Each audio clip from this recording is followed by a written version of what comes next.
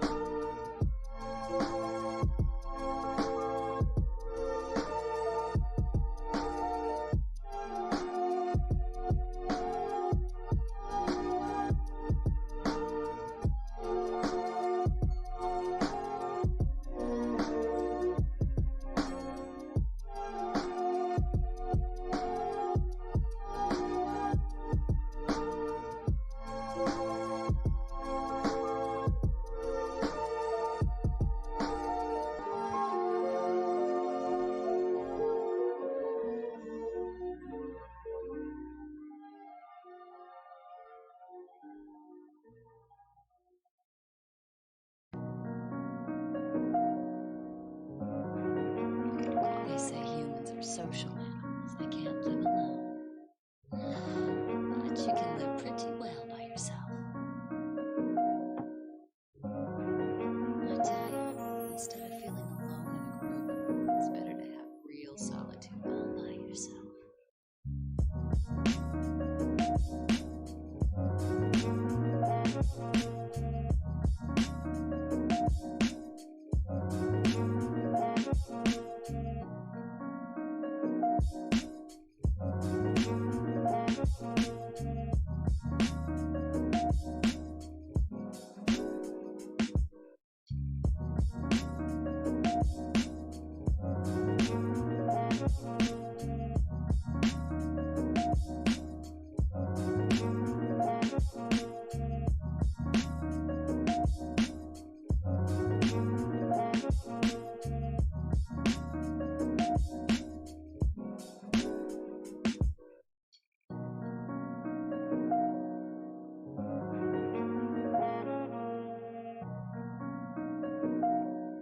So it doesn't matter if I'm there or not, right? You were just afraid they'd abandon you. So you abandoned them. You distanced yourself from the whole thing.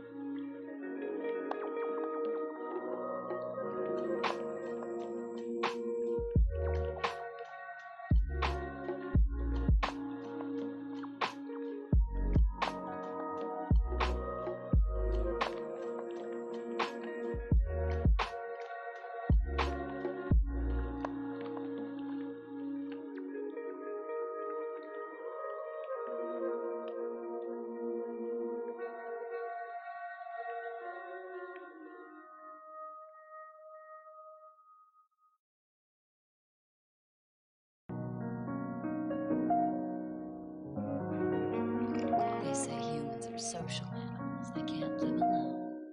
But you can live pretty well by yourself. I tell you, instead of feeling alone in a group, it's better to have real solitude all by yourself.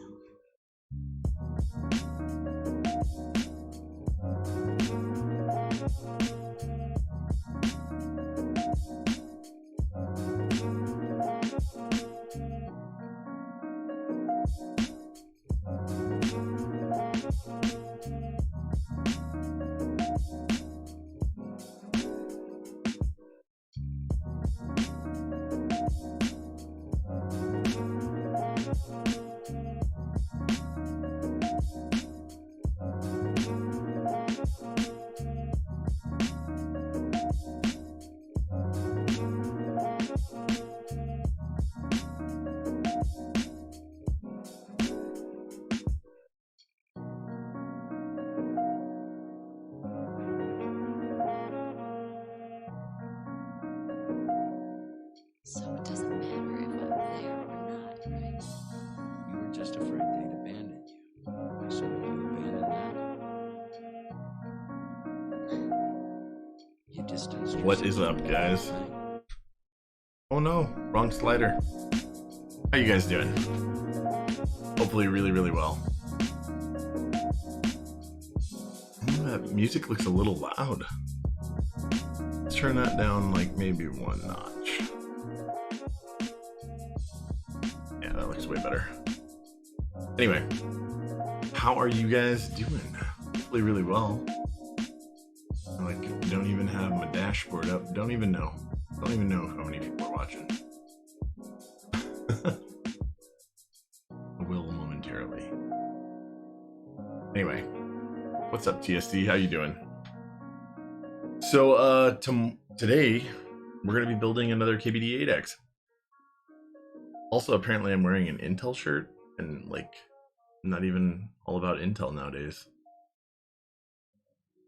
I mean, I guess like I don't dislike them.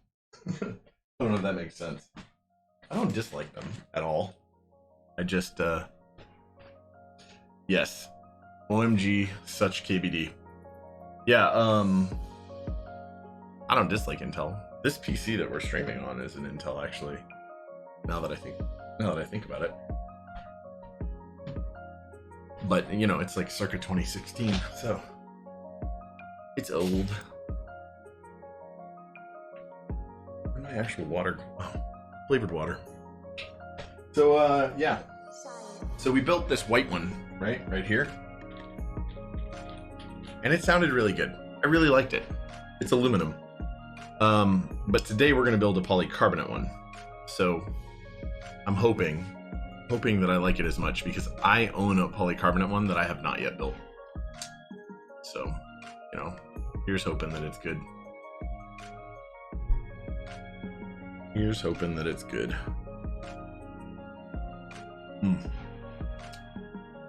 I don't know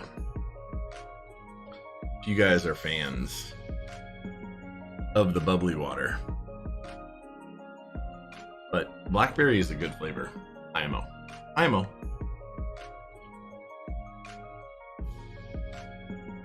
I know you, TSC, drink the bubbly water. What's your favorite one?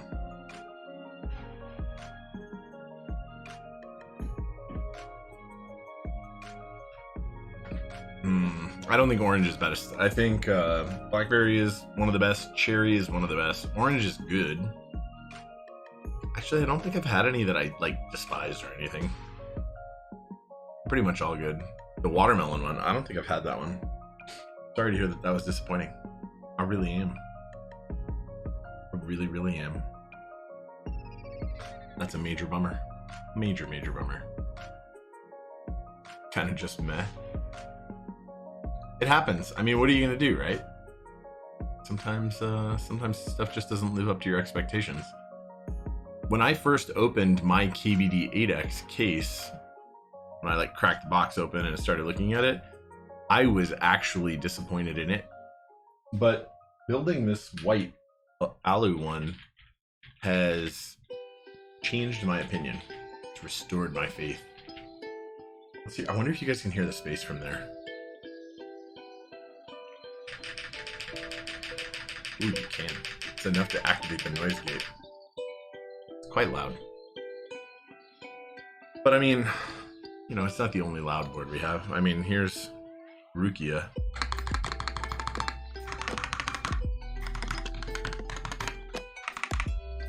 Quite loud. Not a big fan of the lime one. Alright, well. You're early for once. Ruffles Potato, nice to see you. How are you doing? Hopefully really well. Hopefully really, really well. Hopefully everyone is. Anyway, we got some people in. It's okay. We're gonna start. I'm gonna switch off this, you know, fancy pants view. And we're gonna go over to, you know, you gotta make that sound though, sound, to get us over to this screen. So you're well. You're watching from work. Ooh, sorry that you're at work right now. Unless you really like your work, in which case, sorry, not sorry. I don't know. I like my work. So we'll pull up the one that we built last week. This is the same customer's board. And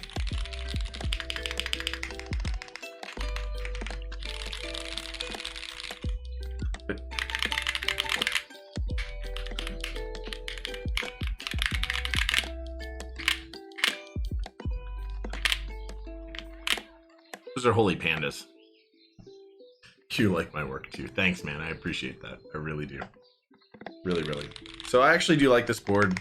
I don't think I like the lube job on the holy pandas, but to each their own. This is a great board though. And we will do comparisons between this board and its polycarb partner over here. Now its polycarb partner is a MkII, if I'm not mistaken. There we go. There we go.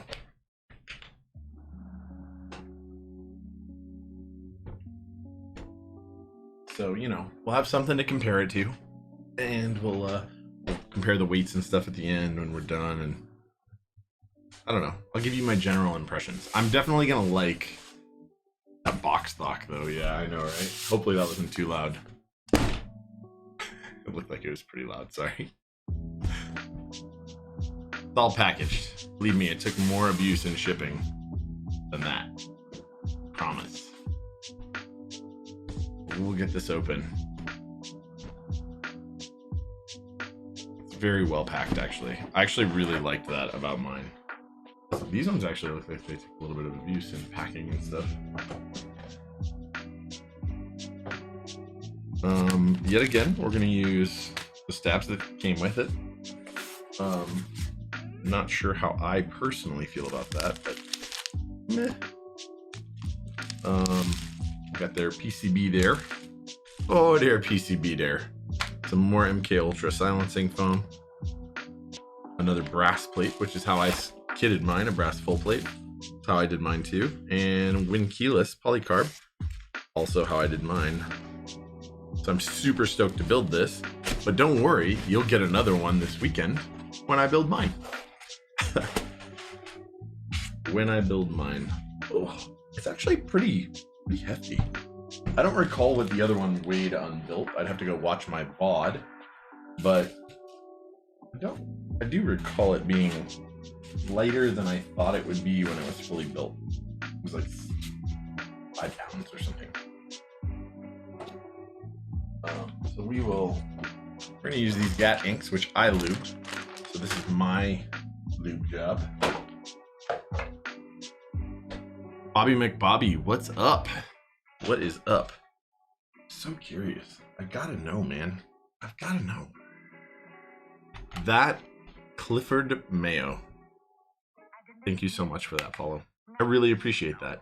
It means a lot. Anybody else who's watching and, you know, maybe isn't a follower, consider giving that follow. 3 pounds, 7.8 ounces. So I just can't tell you how much the other one weighed, but here as a good example, or as a good 3 pounds, 7.8 ounces. So it's at least 4.5 pounds. 4 pounds, 6.8 ounces. Once we get all the switches in, it'll be like, that's 4 pounds, 12 ounces. That's not accurate though, because we're not putting all of the switches in. But it'll be over 4.5 pounds or thereabouts. So that's pretty good for a polycarb board. But anyway, yeah, anybody who's not already following, please go ahead, jump in on here, especially my Instagram and my YouTube. Those are probably the best places to get like cooler, easy to consume content that isn't like watching a whole 3.5 hour stream. Not that it's not easy. I try and give you guys easy listening. Not easy listening. Like smooth jazz or something? I don't know.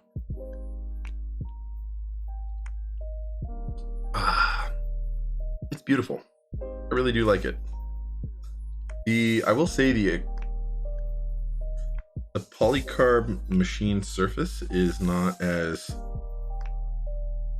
perfectly smooth as some other polycarb boards, and that might just be like debris that wasn't cleaned off after the machining process or handling in their factory. Yeah, because it smooths out a little bit once I do that. But like if I feel Rukia, it's like super smooth. You know what I mean? This is a little bit rougher. Edges are a little bit sharper, or they're more broken on Rukia. But more importantly, are they different? They're even maybe a tiny little bit sharper than on the alu version. That Clifford Mayo, you said, I am the brother of the Lang, and Ariana told me you should watch this and learn stuff about keyboards, but you don't see a single Yamaha or Casio or even a Roland. The only audio device we have on the entire stream that could be construed as having some keyboard-esque capability is the Go XLR sitting on this desk right over here, which is not so easy to see, but I'll try. Actually, I'm not going to try. It's going to be a pain in the ass. Just go online, look up Go XLR. Yeah, I'm not gonna. I'd have to move this other camera over here, and it's running all the audio through it, so I'm not gonna move it over onto this desk. Talisman feels like rerun. Well, guess what? This weekend you're gonna get a 3-play because I'm doing another polycarb one that's mine, probably. Yeah, I'm pretty sure I am. I'll tell you what. I will leave it up to you guys. Maybe. What I do this weekend. Maybe that'll be a fun game. A Sleepyhead. Hi, what was the song before this one? I don't know. I'm listening to a live streaming thing. I could have Shazammed it, but A Sleepyhead. Mark down the time. We're 22. Are we 22 minutes in? Yes, we are 22 minutes into the VOD that we'll post. So, you know, go back to 20 minutes and search, like, just Shazam what's there.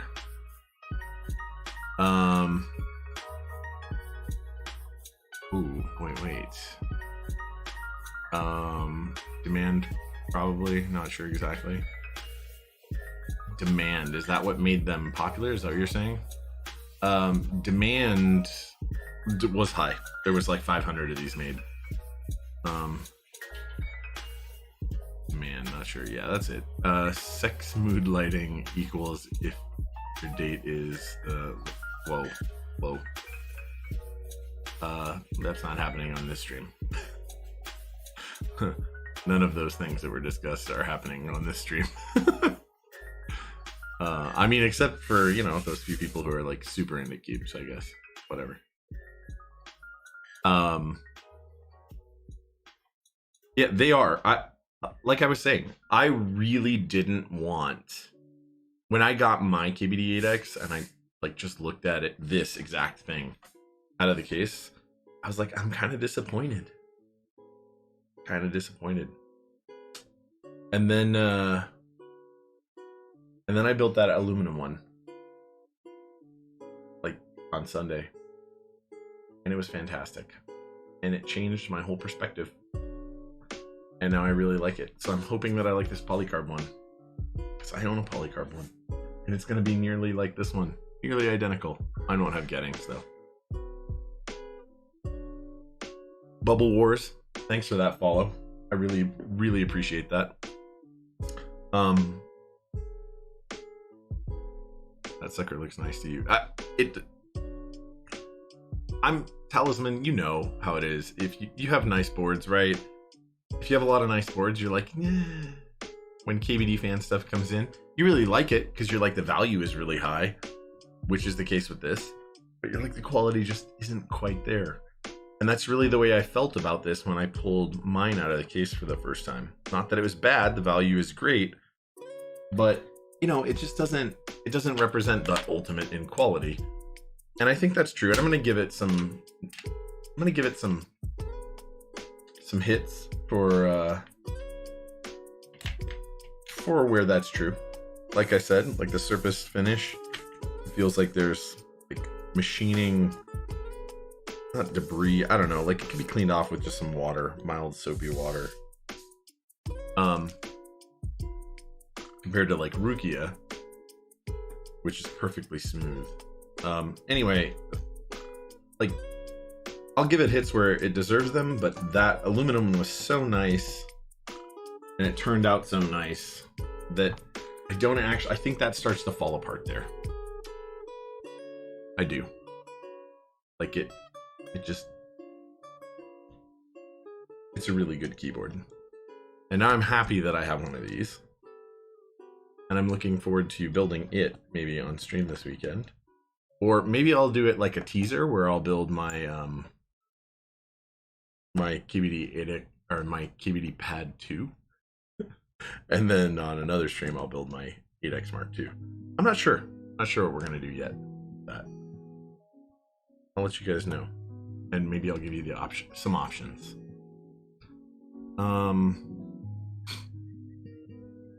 You like a keyboard that can survive your X throwing it at your head. Iron 165 FE. Yeah, I don't know what keyboard can do that. All of them I think are gonna take damage. Maybe not though. Maybe she just doesn't throw that hard. Or maybe your head is softer. I don't know. You just hate camping. I'm sorry, man. Like camping the key set or actually camping? Or both? My week was good, man. My week was actually really good. Oh. TSC said, okay, I get it. I get where we're going with the camping. Yeah, demand is super high for camping. Anyway, yeah, my week has been good so far. It's been super busy. Like super busy.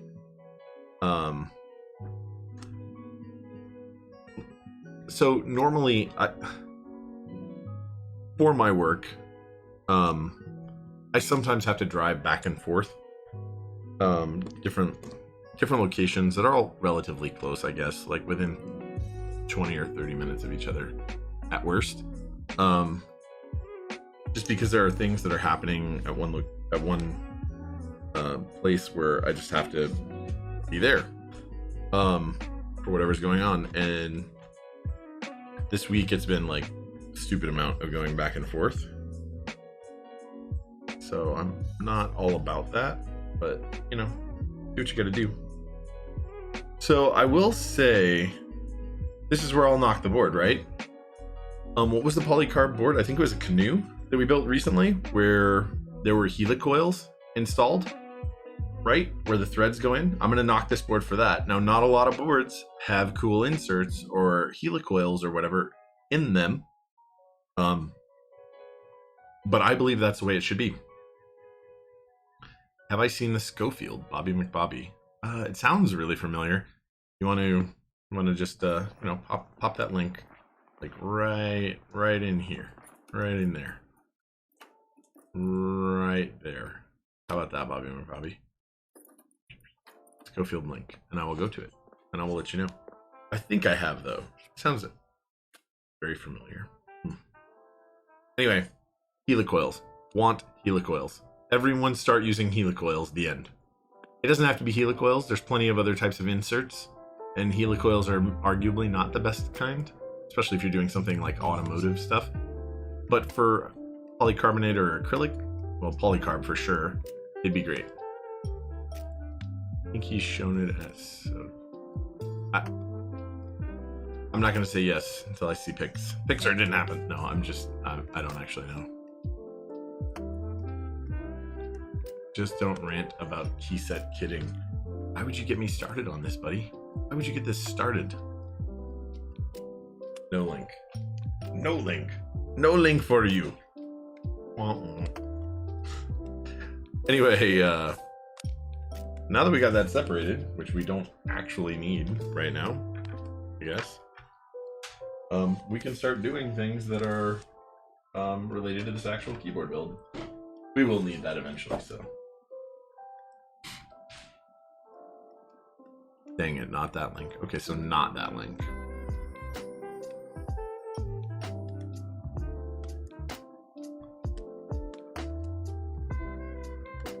We'll look.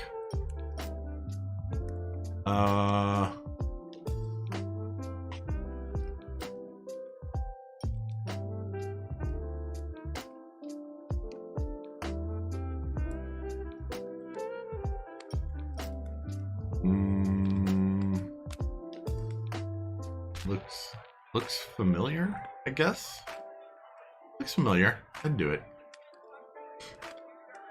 Why not? Meh. Why not? Why not?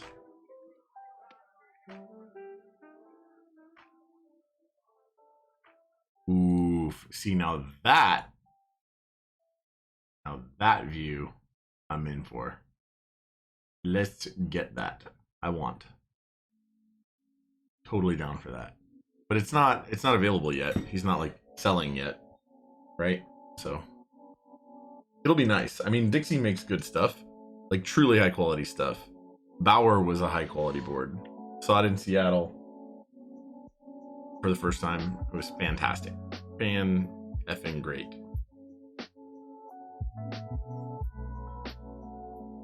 It is a good link. But that's the reality. Dixie just makes some high quality stuff. So anyway, we're gonna get this set back off to the side. So we have to lube and tune these stabs. These switches are already lubed. Gat inks, black inks. We gotta lube and tune these, and then we need to test our PCB and get to soldering.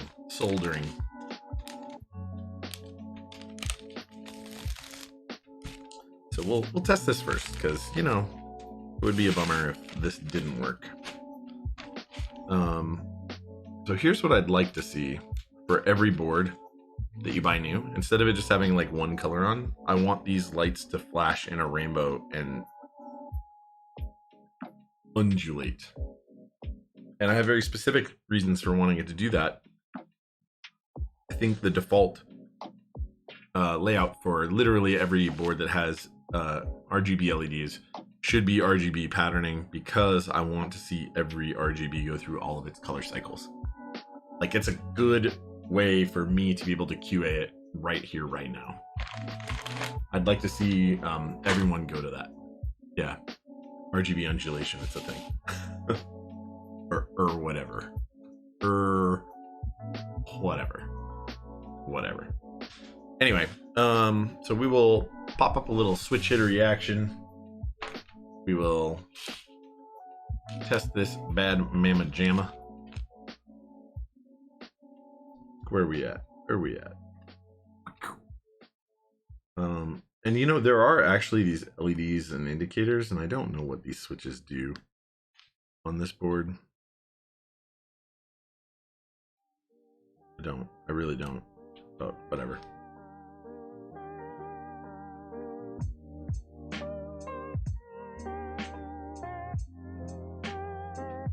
just gonna test it all out.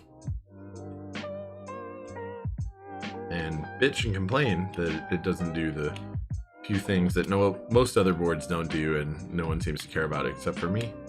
But I do want to see helicoils in polycarb or some other kind of insert. I want to see RGB undulation thing.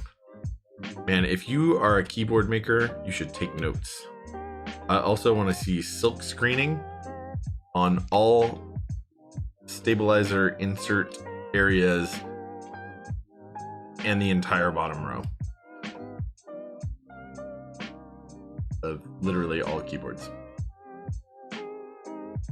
I want it to be idiot proof. I don't want to have to think or test stabilizer positions or switch positions for that bottom row ever.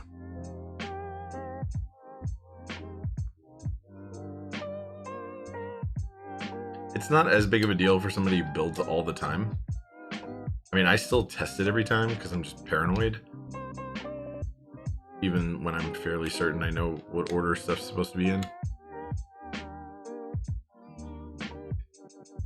Also, I think we are doing step caps on this one. Customer, if you're in here, go ahead and let me know. Pretty sure we are. I'll look in our chat if you don't want to pop in when it comes time.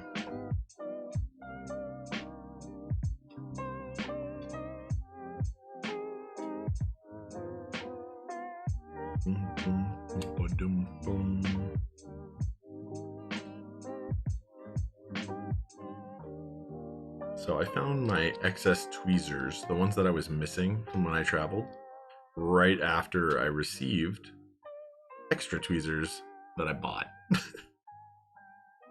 Feels bad, man. Guess I'll test the Windows key, like I care about it. Even though we're not using it on this one.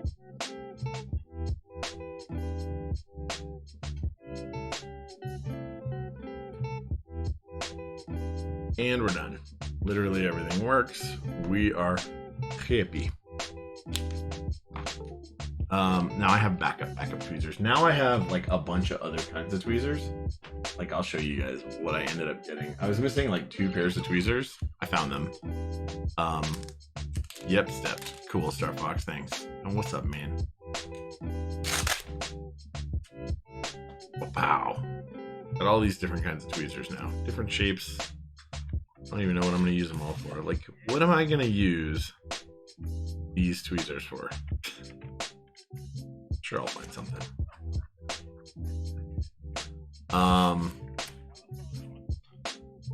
Bobby McBobby. Oh, top down view. No. Talisman says embedded diagnostics. Poor me. Drop acid lost the undulation. Up the wazoo. And a pony. No TSC. I don't want a pony. I'm not all about them. I mean, horses are nice. They're friendly. Sometimes. It can be cool, I guess, if you're into that kind of thing. I'm not really. Not really. Okay, we're gonna set this off to the side now, and we're gonna go for lubing and clipping stabilizers. Yeah, I saw your message before. I get it. You know who you are. Sorry, customer had a message for me, and I appreciate you looking out. And I did see. Stepped goodness. Thank you, man. And good call on jumping on Discord. It's funny because... Oh, you're good, dude. Sometimes I don't have... So when you are running Discord and you're running OBS, streamer mode comes on automatically. But I've actually got my other computer up. And it is piped into these headsets also, so I can hear Discord alerts. Weird. It's weird. Totally weird. Cronenberg. Sounds familiar too. Oh, my eyebrows. Yeah, yeah. Videodrome, long live the new flesh. What? Was he good in anything?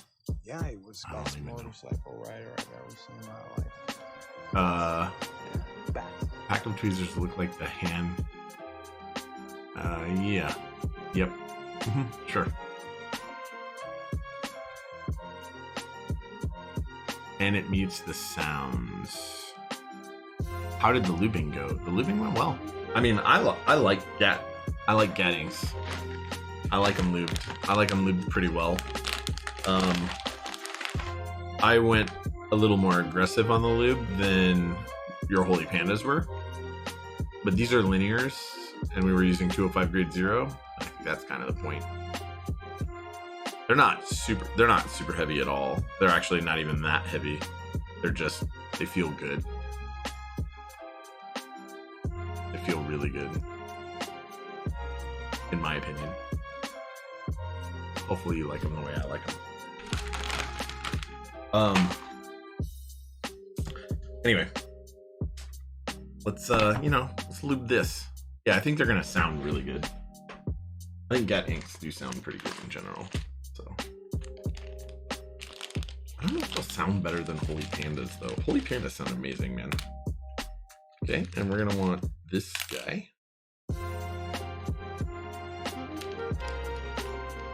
We are gonna need these. We are gonna need the bump-ons. We are gonna need literally all of these things.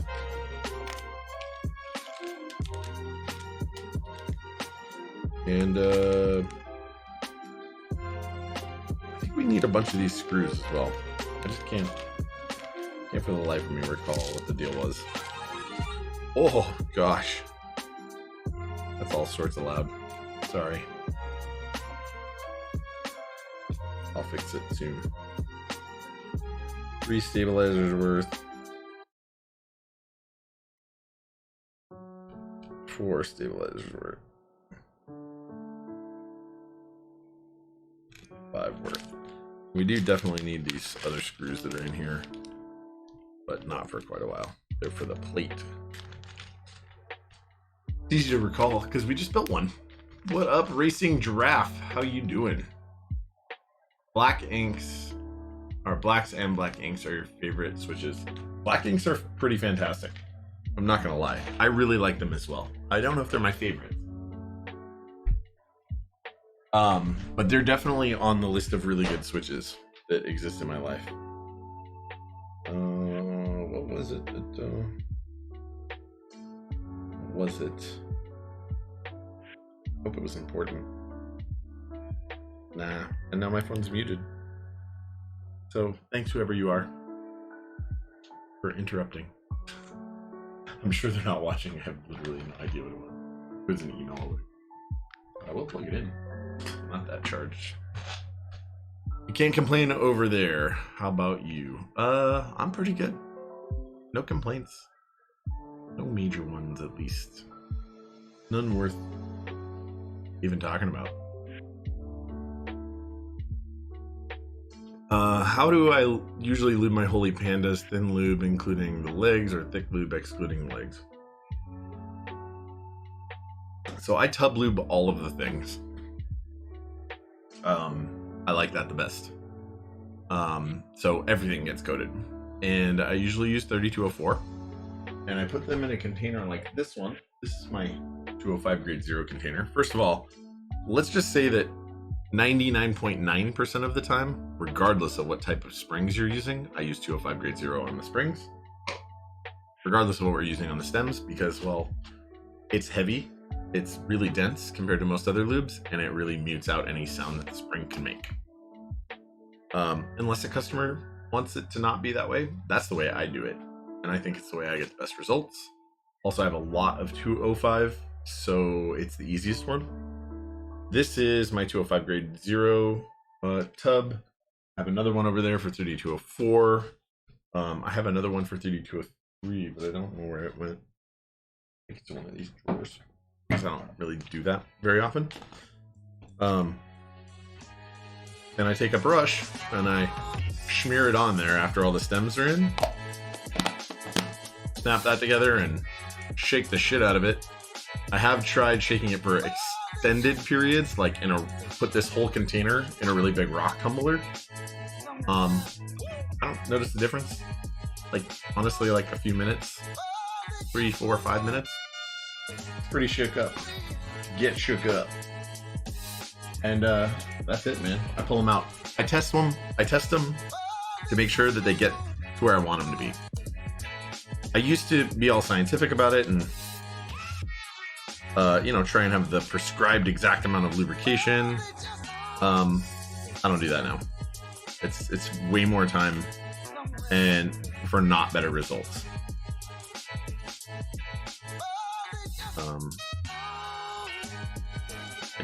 Once you've got that thing down, you don't need that process. It's way too overkill. You're just afraid the tactility would be lost if the leg gets lubed. You do lose a little bit of tactility. That's a thing. Not much, though. And you can do a thin lube. So if I were going to do Holy Pandas myself, I would actually use a combination of 3204 and Krytox GPL 105, which is a really thin lube. I'll show you what kind of a container that comes in so you can kind of understand. Hold on just a sec. We don't need this wire. Here, I'll show you the kind of container 105 grade 0 comes in. Or 105, this is not a graded, just GPL 105. It should be in there. Oh, it is. I just missed it before. Right. So it's in a bag because the lube itself is very thin, and if any drops get out, it's, kind of a mess. So this is what it's in. I'm going to make this the best it can possibly be, I'm gonna give you this view.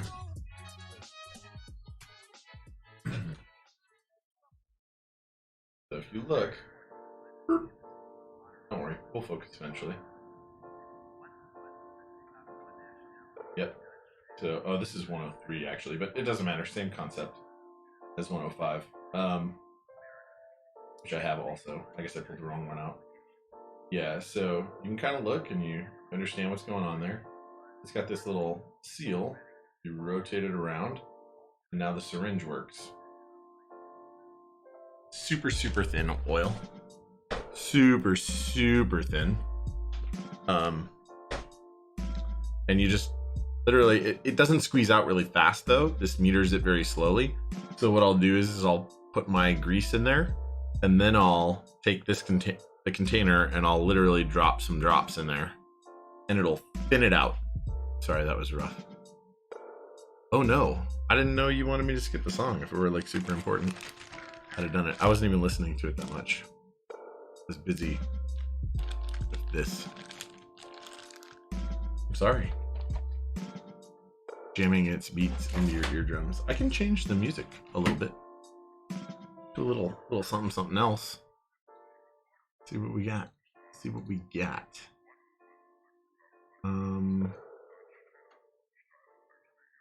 We will see what we got. Here's another one I'm really fond of.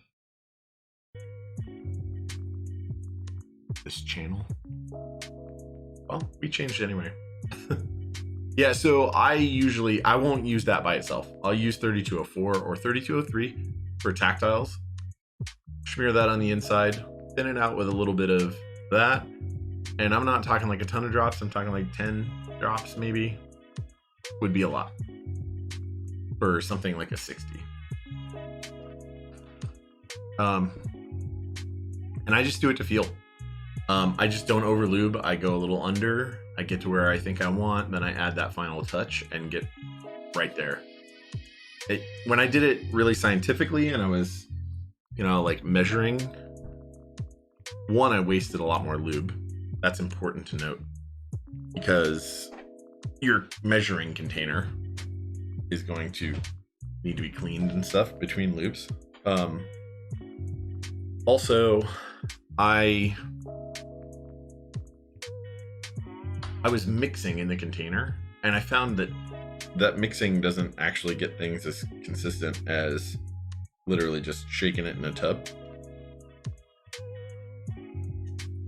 So tub lubing makes it just way simple and fast, and I don't know. I'm a big fan of it. Some might even say I'm an evangelist of tub lube. I'm not. Whatever works for you. I don't evangelize it. Just for me, it's what I'm going to do. Because it's what I know and what I'm comfortable with. Could I do it with a brush? I have. The very first time I ever lubed, I did it with a tub evangelist. The very first time I ever lubed switches, I did it with a brush. They were Alps. It was super time consuming, a giant pain, and generally turned me off to it. I've hand lubed, obviously hand lubed, the Topra sliders on my FC980C, my Leupold FC980C. They turned out good for Topra lubed inserts. I just don't love them. Don't love that board. You guys never see it on my stream. I still have it.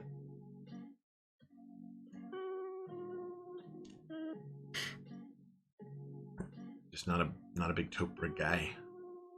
Not hating if that's what your thing is. But I will mostly avoid doing anything Topra. I have had some customers hit me up though to do Topra slider lube jobs and stuff, and well, normally I just turn them down. It's not my favorite, and sometimes I have like a really long queue, and that seems to always be when they hit me up. So I'm like, I don't have time for that. That's like 8 hours of work or 5 hours of work or whatever. Putting in, you know, aftermarket domes and hand lubing all of it. Meh. I think it's people that don't watch my stream though that ask for that specific service when they see a Reddit post or whatever. Because, well, if they'd seen my streams and seen me talk about how much I'm a proponent of tub lubing, they would be like, oh, that doesn't really work for what we're doing. Womp womp. It's just like stabs, right? Stabs, always 205 grade 0. We're always using 205 grade 0 for stabs. Just 205 grade 0. Not mixing it up, not thinning it out, not thickening it, not using fluoro grease unless somebody asks for it, not using dielectric grease unless, again, somebody's specifically asking for it. And even then, normally I'll try and turn people away from that for a variety of reasons. Not all of which are my personal preference, but are properties of that thing over time.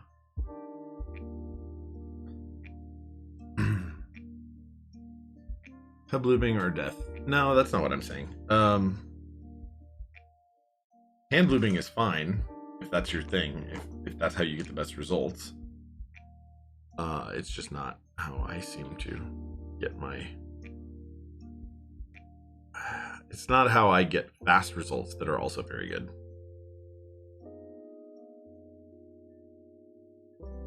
So there's a little bit of a trade-off there, but it's not like the quality is going down. It's just a benefit. So not a trade-off, but just a benefit. All around, it takes less time.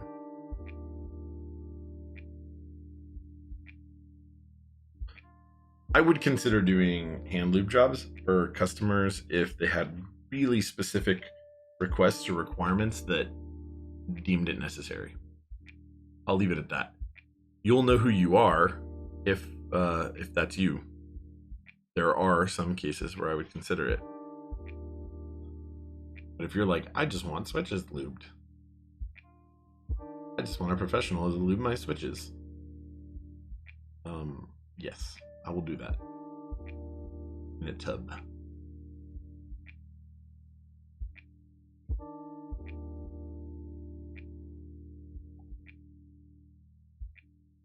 That's life, I guess. I get to be somewhat selective. I try not to be exclusionary, though. I will turn you on to someone else who will lube the switches for you, and then will ship them to me. And I'll build them. Someone whose lube jobs I really like, and who hand lubes.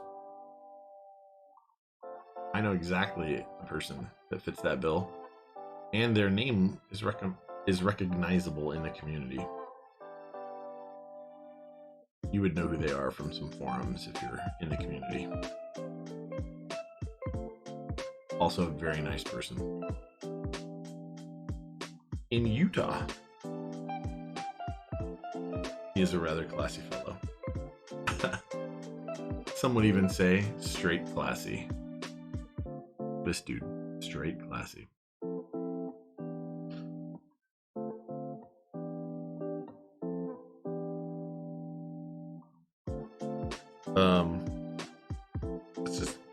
It's just how I do.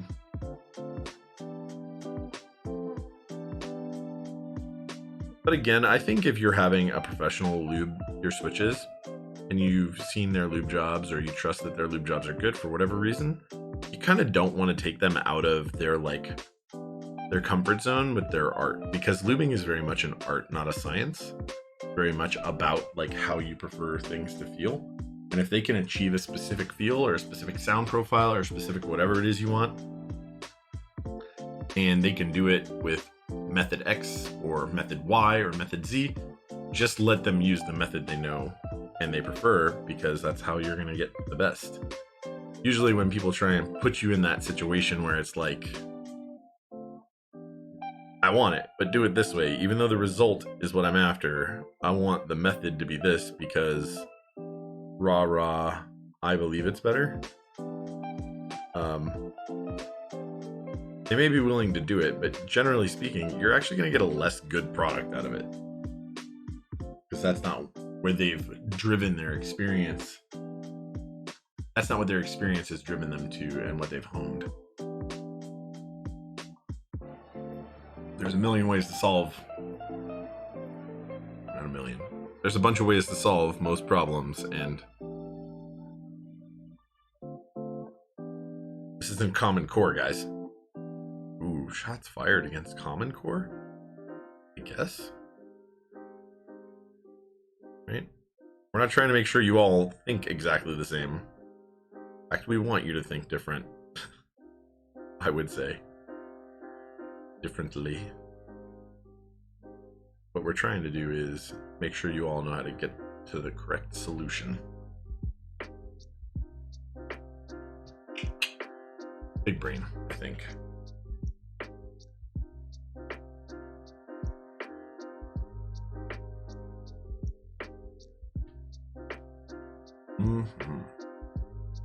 Man, I haven't even pulled the microscope out to show you guys lubing these stabs once.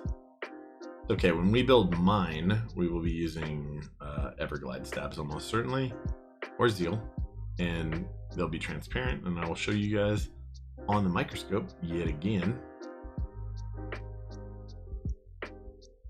how to lube your stabilizers. In the interim, you guys will have to take that I will show you on the microscope what the end product is supposed to look like on my end. I'll do that on microscope though. Bobby McBobby, what up, man? All right, so here we go. Microscope.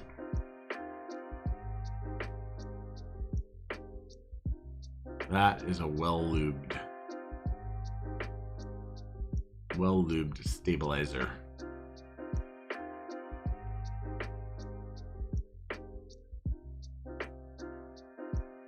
It looks super thick from there. It's actually pretty thin. That's what we're going for, guys.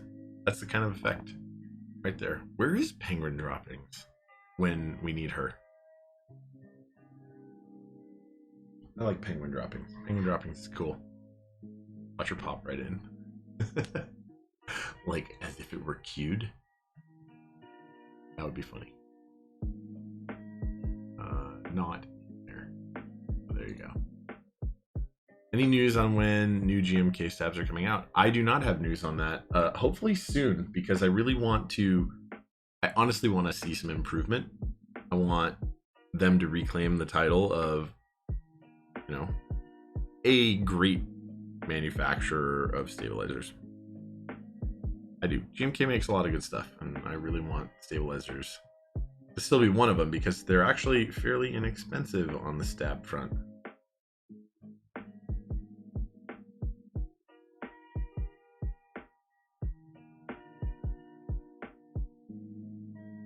So guys, in a couple weeks I'll be traveling again, and I've had to travel so much recently.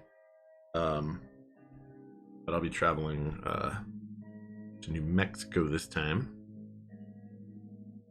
Hopefully New Mexico has better internet. Or I swear I'm gonna find an internet cafe and set up a soldering booth in there and do my stream. I'm gonna find a place. I'm gonna find it.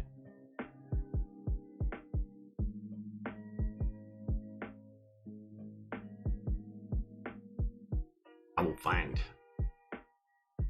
Do I have to fly or drive? I drove to Utah this recent time, but I did that because I wanted to, not because I had to. Flying was totally an option, but travel time is about the same. So for me, because there's like layovers and stuff from California, from the airports that I was looking at flying in and out of, so the travel time was going to be like to the hotel and everything said and done about 10 hours either way. So I chose, you know, drive instead of fly, which was nice because Utah's a beautiful state. For the New Mexico thing, I'm definitely gonna fly. I have driven to New Mexico before. I drove to New Mexico once with friends on a whim to the Trinity site. I don't know if you know where that is. So that's where the first atomic bomb was detonated. I did I played this game that was geolocation based, and I literally, like, me and 4 friends were like, hey, let's go do this thing this weekend. That's their open house, like when it's open to the public or whatever. And I was like, let's do it. So not only did I drive there, but then we spent 8 hours at the Trinity site and like played the game and checked out the site or whatever. And then we got in the car and we turned around and we drove back nonstop. So I was just up for like 36 hours. It was, whew, I was tired. And I did like the vast majority of the driving. Like the vast majority of that driving. It was great though. It was super fun. And I had a bunch of friends with me. It was a rental car. Super easy. And I'm very not prone to falling asleep in cars. I did on that trip though, actually, like after I dropped everyone else and I was 30 minutes from where my house is, I did actually get tired. And I was like, okay, now it's actually too much. I was 30 minutes from my house. I stopped the car. I pulled over into a parking lot and I slept for a half an hour. Took a little power nap. Then I got back in the car and obviously drove home. And the next day, I dropped the rental off. This is an interesting 3-day weekend journey. I don't think I would ever do that again. But it was cool.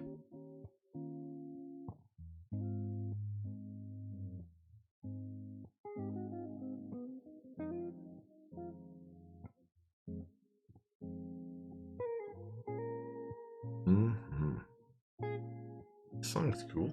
Some of these songs are really mellow, and I really like them.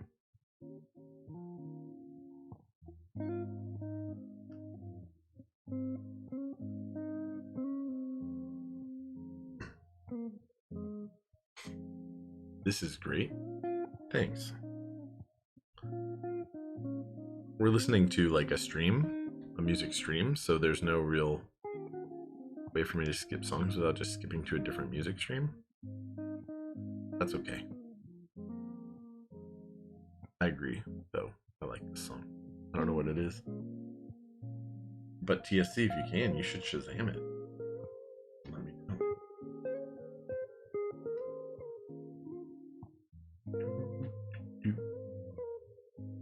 I think I'm going to, so what I really want to do right now, all of my stream audio goes into the Go XLR and then gets sent over to OBS as a single source. And that's a downside. When I didn't have the Go XLR, I was pumping all of my audio in separately to OBS. So I had my microphone in one channel, and then the computer audio, including the music from the browser, just pumping straight in as its own source. And I recorded them as separate channels on the recording, which means if I wanted to upload the VOD separately from how it was sent to Twitch without the audio to avoid like copyright hits or whatever, I could do that. I lost that ability when I moved over to this Go XLR. Not as jamming as the other song, but you like it. Nice. Yeah, so I could do that, and in this case right now I can't. Actually pinged TC Helicon, the people who make this, on Twitter and was like, man, it'd be really cool if you guys could enumerate another output and I could like have this capability again. And they were like, well, we can't do that, but here's a workaround that I think will totally get you what you want. And I want to try it. I was going to try it tonight. Cable that I ordered that I need to do it did not arrive. So it actually is probably on my doorstep right now. It's supposed to show up or 9 p.m. and it's 7:30, but it wasn't here right before I started the stream, so couldn't do it. But it's cool. They seem like a cool company. I'm happy that they like responded. It'd be really easy for like, it would be really easy for a company like that not to even say anything at all. Just like ignore and get away with it.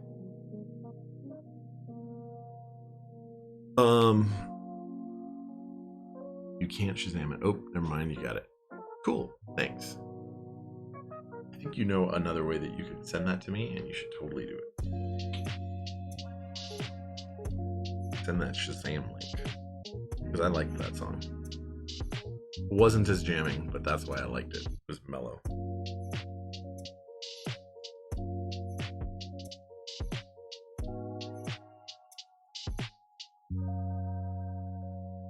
I do sometimes get copyright hits for some of these streaming service or streaming YouTube channels even that are supposed to be copyright free, and it's like, that's really lame. This is all listed as like free to use, and apparently it isn't. Or someone at least is making a claim.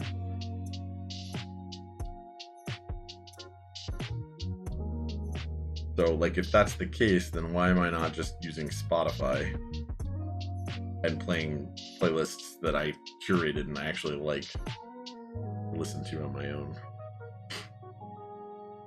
You know, not that you guys will feel that way. I'm sure there's a talisman out there who might not love the music that I like listening to. Though I don't like listening to that Carney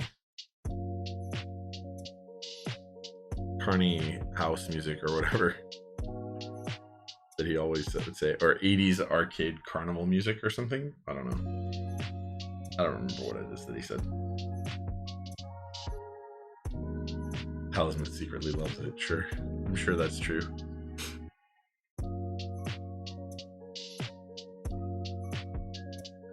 Also, like, if you do use something like Spotify, there are hooks from Stream Elements, which is what I use, to like legitimately hook the bot up to tell you what the song is.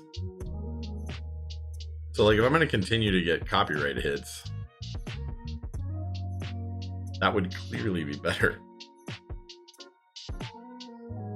Come up with a solution to not upload that to YouTube so that the YouTube doesn't get muted, so that the VOD is pristine, like has the audio from everything else, and then like just doesn't get posted with the stream audio or with the music audio. Because that's where I'm really worried about taking hits, is on YouTube. Not that I'm monetized or anything. Like I can't monetize anyway because I don't meet the follower or the subs or hours watched annually criteria for it. But I'll get there one day, and it'd be nice to make that passive YouTube money. Not that it's much. Make this stream feel like a rave. I mean, I have to admit, like, I like way more electronic. The music that I do actually prefer is way more electronic than what most people prefer. That's not to say that it's all like not. I mean, ever since pop music got a beat back in like 2003 or 4, or actually it was more like 2008, I would say 7 or 8. Like I'm totally down to listen to pop music because it has a beat, usually like a housey beat or an electro beat or a hip hop beat or something. And so I am actually way more into, almost touched all that, and am way more into music like that than probably most people are. Use Gateron glow-in-the-dark switches. Yeah! Gateron glow-in-the-dark switch rave. No, we're not doing that.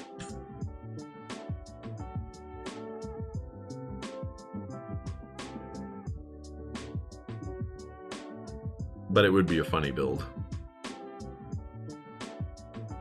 Tell you what, if someone wants to send me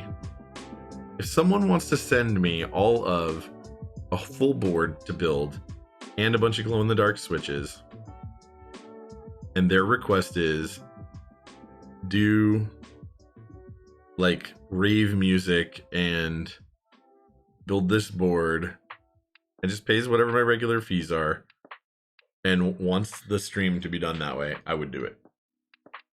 It'd be fun. I think it'd be really fun. For one build, not for all builds. I will leave that door open to literally one customer. How about glow-in-the-dark keycaps? I would do that too. I would totally do that. But I would like light up ones more.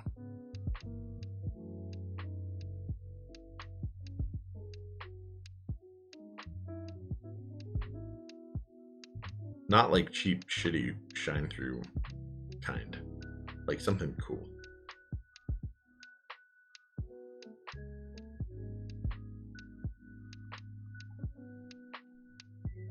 Man, hopefully I didn't just lose a bunch of viewers, followers. Hopefully people aren't like, that guy doesn't like shine through. I like shine through.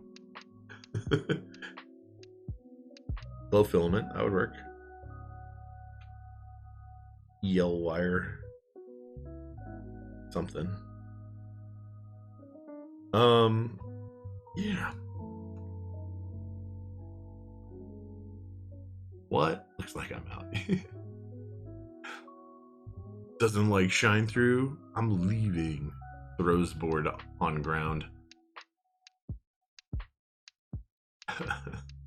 Yeah, so I think that people who are relatively new to the hobby, who want that like typically OEM RGB look, are missing out on the RGB segment of our community that's actually kind of cool. Because they want the OEM look, and it's like, man, you guys are kind of selling yourself short, because there are cool RGB looks in our community that aren't the way OEMs look, but they are beautiful. This board will fit that criteria. This board fits that criteria right now. Like, tell me this isn't a beautiful board. Rukia. It's beautiful. Shox knows. You've seen it in person. Shit, Shox was with me before it was built. He saw it before it was built.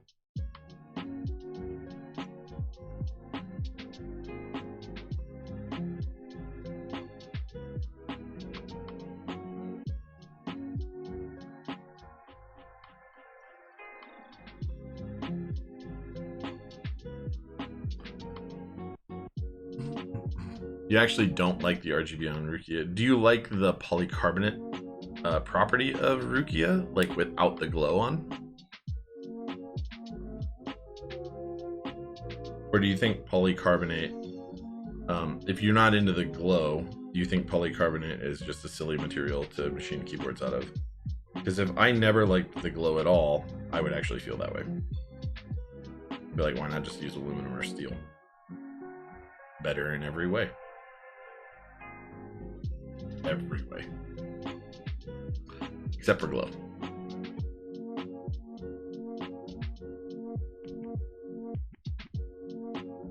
And is there any kind of RGB keyboard glow that you do like?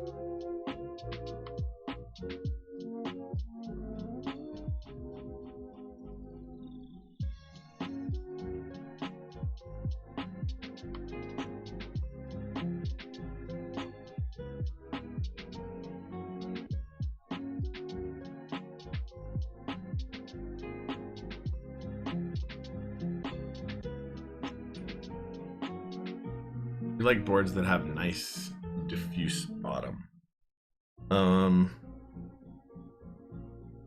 That's what he said. I don't know.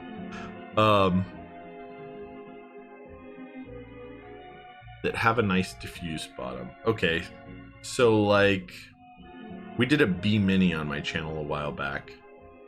I'm fairly certain I even Instagram posted a photo of the B Mini. If I didn't, I need to do that one day, because I did take typing test sounds of it. I need to get on those. But that had like acrylic layers, but they were like white semi-transparent layers, so the whole thing glowed. Is that the kind of effect you're talking about?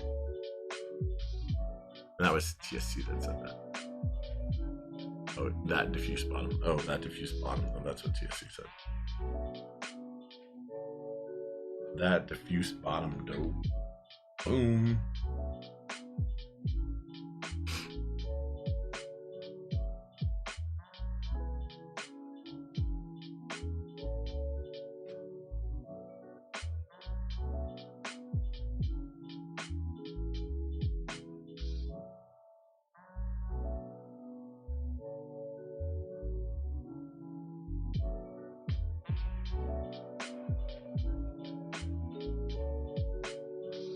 I like that diffuse bottom though too.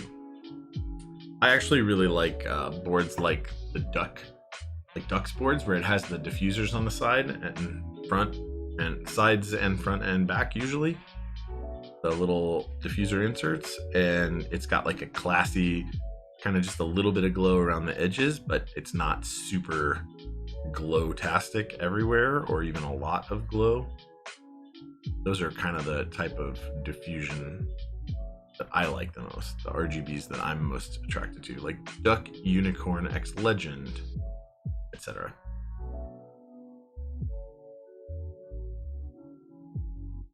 Lots of Duck boards. Cameron, we miss you. I love relationships. I think they're fantastic. They're wonderful. I think they're great. I think there's nothing more beautiful than... Yeah, like a strip/band. Okay, so the same thing I'm talking about. That's kind of what I like. That's like, I think those are the most classy looking of diffuser options. like not overstated, but still has a little bit of RGB. Just looks kind of nice, you know, mellow. So EO87 is your next board, right? Am I right, Shocks? Not EO87, I'm sure, if that's your preferred thing. Like, that's why I didn't jump in on one. Like, nah, not all about it. Okay, thanks, bye.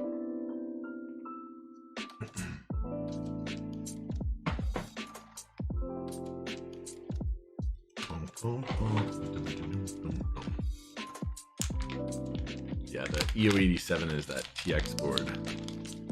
Man, I'm gonna have to remember my Sunday morning slot. Sunday morning was such a good time for the number of viewers. Like, man, that killed on Sunday morning. I think Sunday morning might be my new stream time. Sunday afternoon, not as good. Plus, it'll, you know, keep me from staying up too late, blowing the early part of my week. Okay, so I think there's only so many options for this bottom stab.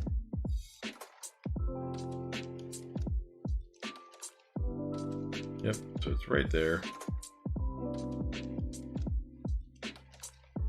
which is good.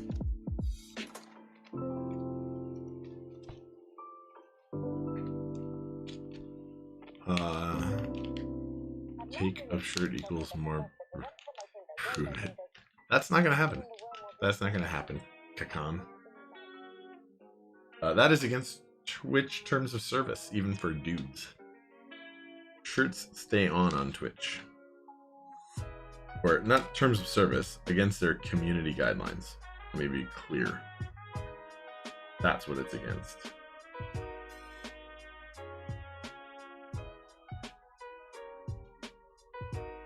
And I do not want to run afoul of Twitch. I do not have to. Too many people do that. Get banned or whatever. I mean, I don't stream enough for a short ban to likely even be noticed. Except for the email that they send out letting you know that it happened. But, you know. I like to try and stick within the rules. I'm a relatively law-abiding person. At least I try to be.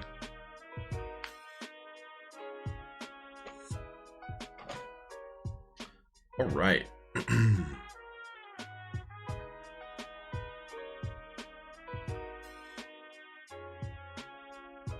So I wonder what your guys' thoughts are. Should I change the colors in the background? Like, what do you guys think of the red and purple? Also that.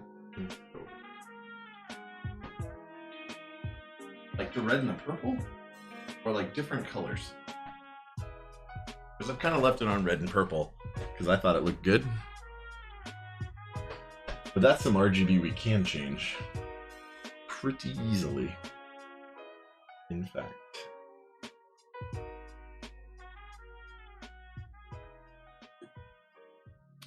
What case color did I go for? This is not my board, but this board is exactly like my board. And it's polycarbonate. It's a vibe. Mowgli. Thanks, man. And Ridwonk. Thanks. I appreciate that you guys think it looks cool. You think it's cool, pale blue might good too, just not green. That can look weird. Like carbonated too. Nice. Yeah, I mean I'm doing bubbly, which is just like carbonated flavored water. And this one's almost done. I may have to throw up the BRB or not, whatever, and go grab one. Because it'll literally be like 1 minute or less to go grab it.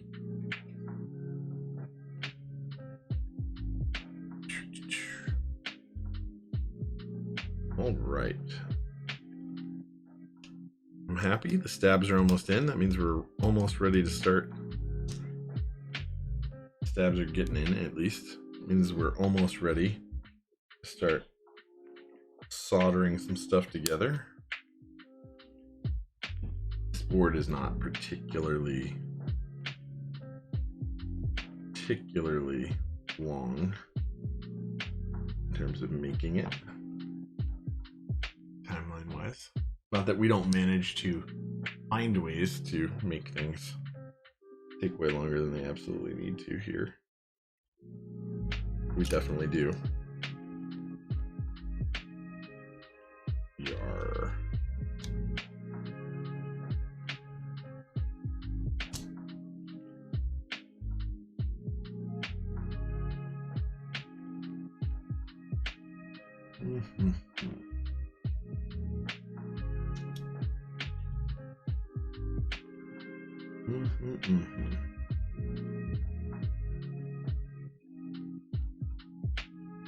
So mainly Coca-Cola. You drink mainly Coca-Cola?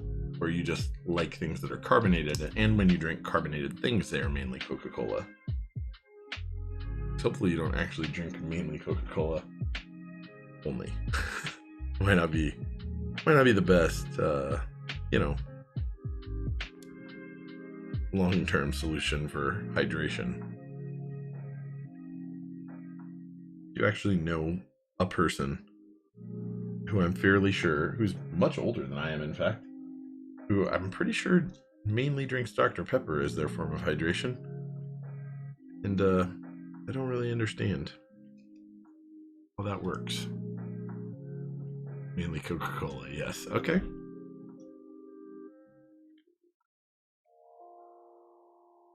I feel like where I live, I'd be dehydrated all the time if that was like mostly just what I drank. Maybe it's easier in other places.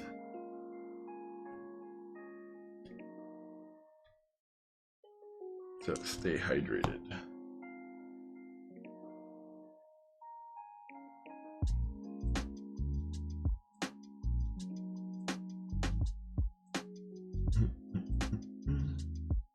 Yeah, man, this music is really like probably too mellow almost.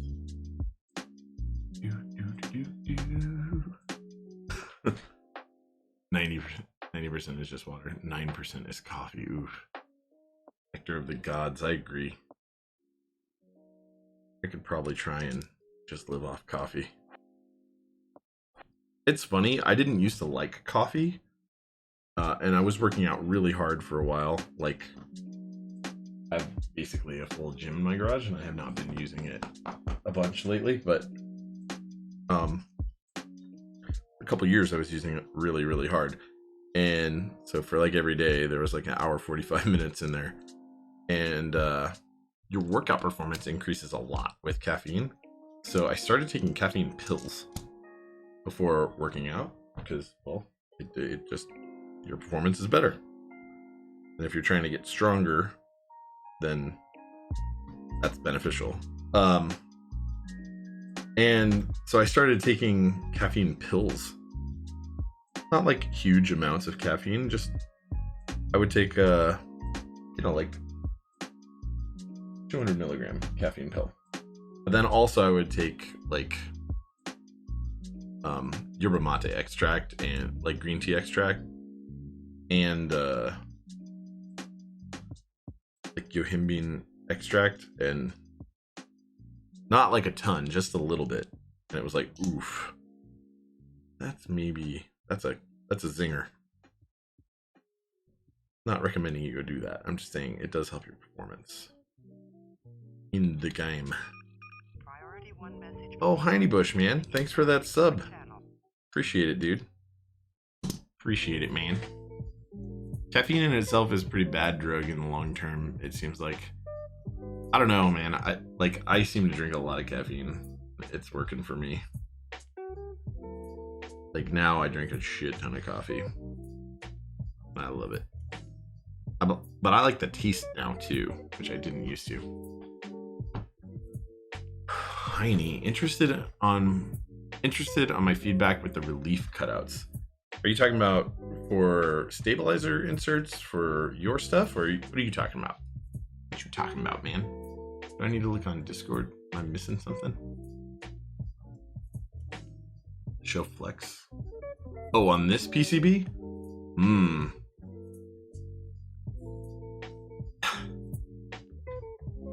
I mean, the other one I built has a brass plate. This one I'm building has a brass plate. The one that I bought that I haven't built yet, that I'm gonna build probably this weekend, has a brass plate, like brass full plate. I do have an acrylic plate also.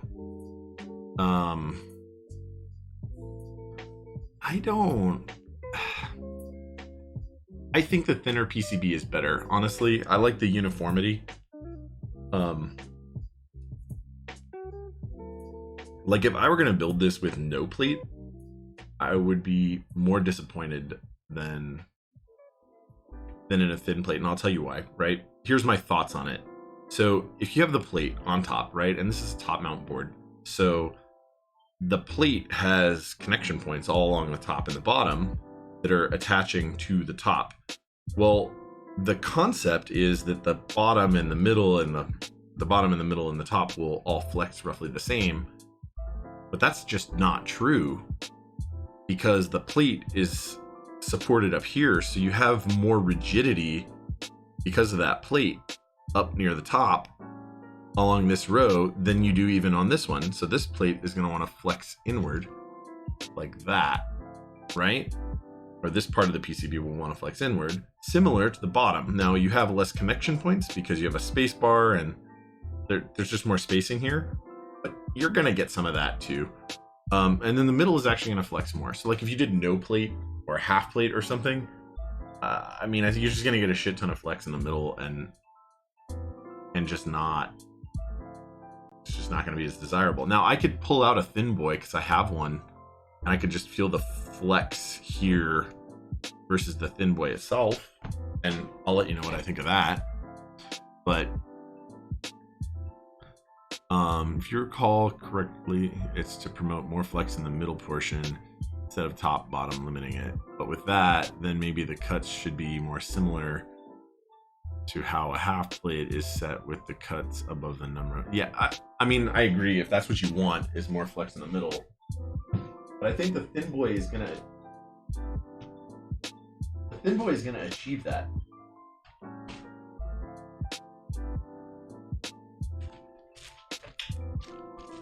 The thin boy is gonna achieve that, man. So I haven't even used my thins. I do actually have a project to use my thins though, finally. So I am kind of ready to. I don't want to lose that. I have pulled them out, of this one at least. So if you guys are looking, right?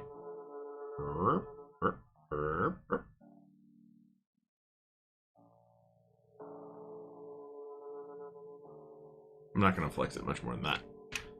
So there's that, right? Now if I do this, it doesn't flex as much. And if I just push on the middle and hold the outside, well, the whole thing flexes. If I just push on the middle and I hold the top and the bottom, which is more realistic, yes, just the middle flexes. But it's really just the middle part of the middle. Like these, if I push on just the sides, like this thumb is where QWE would be, right? And this is where P would be. It doesn't flex as much as if I push like right there in the middle. I think this is just going to lead to more inconsistency, whereas this being a single uniform material is going to lead to just a much more consistent and good experience. It's my thoughts, man. That's my thoughts on it. How it'll work in practice, I don't know, but I will try this soon. Yeah, that's where I'm at with it, man. Easy flex. Yeah, this thing doesn't even, like, that wasn't even a problem. Solder has a little bit of elasticity, plus it's localized. If you made a hard bend on one part, then yeah, but it's distributed a lot. And that, kids, is how you crack the solder. Yeah, so lead is a lot better also. And I'll tell you what. Yeah, I wasn't flexing. There wasn't like a, oh, here's the controller, let me try and flex the PCB behind just the controller. That would be a different story. Also, that would snap the board because that'd be too much mechanical loading on one point. Also, how would you do that? You'd have to like drill a hole in it to push on the, I don't know how that would work. Also, I'm not afraid to like literally reflow the joints on all the SMD components if this board doesn't work. And if you guys are really concerned, we could test it. I bet it still works. Plus, there isn't a lot of solder connections in the middle of the board. Like, not really that many.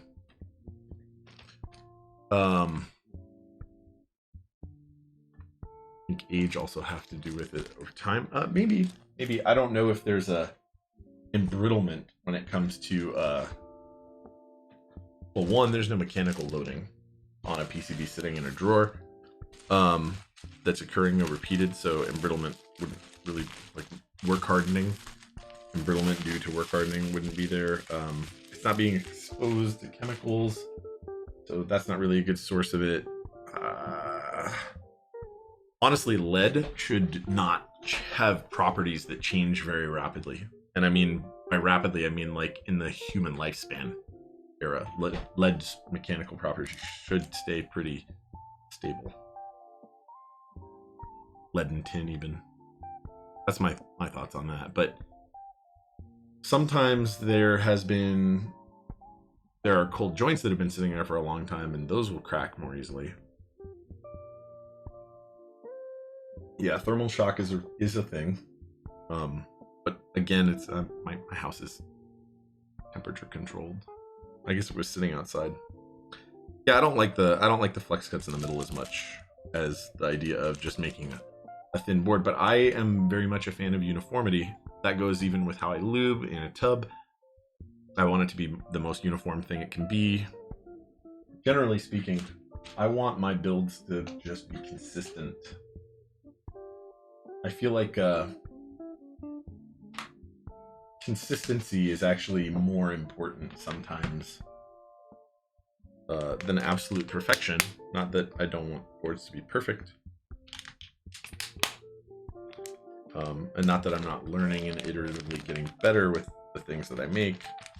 But in general, I think if you can make something the same exact way repeatedly over time, you're showing that you are adept at doing that thing. I wonder what this discoloration is on this plate. Smoothness, but consistent. Oh, so you mean like smoothness of the switches and stabilizers? Sure, that makes sense. There's some kind of weird discoloration on this plate. Little marker mark? I don't know what it is. I want to see under microscope. So we will use that because I actually have no clue what that thing is. Let me get that out of the way.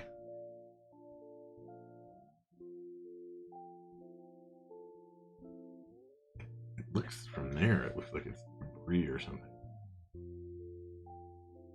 A marker? Alright, guys. Huh. Yeah, I don't know. Can't tell what that is.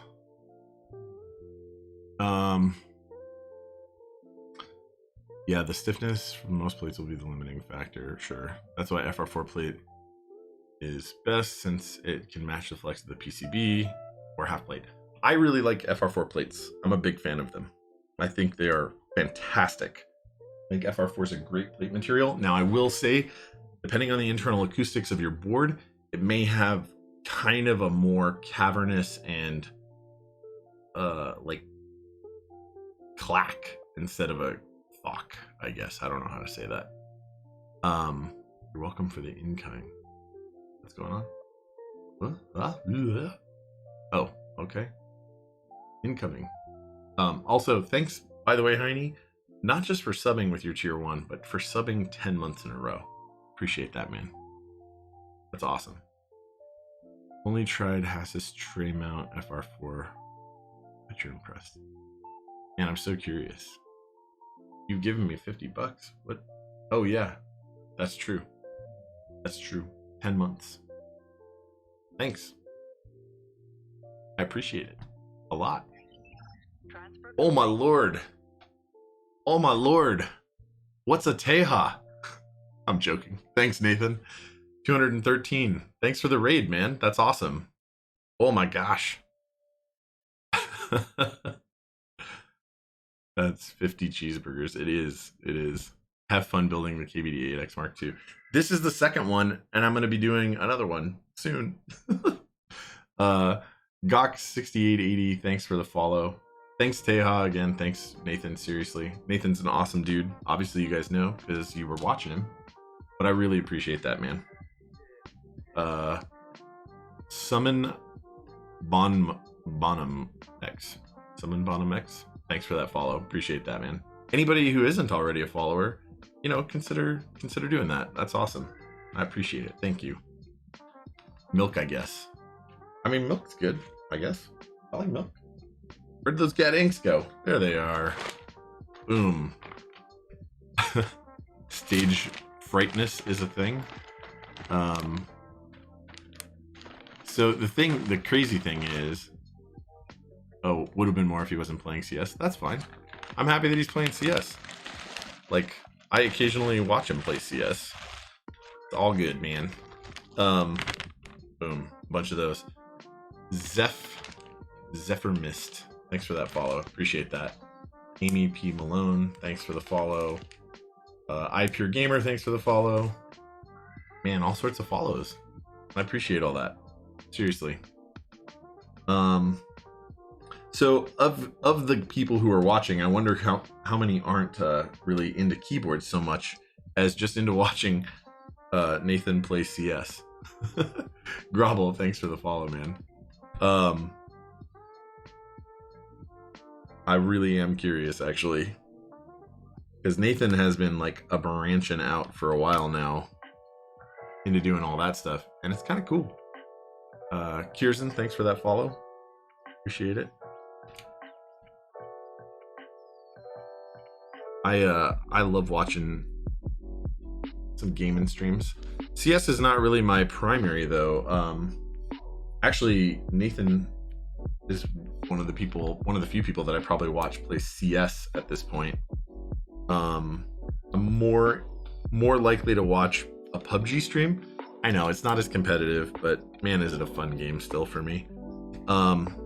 Or League of Legends, which has been a go-to for me for a really long time. Love that league.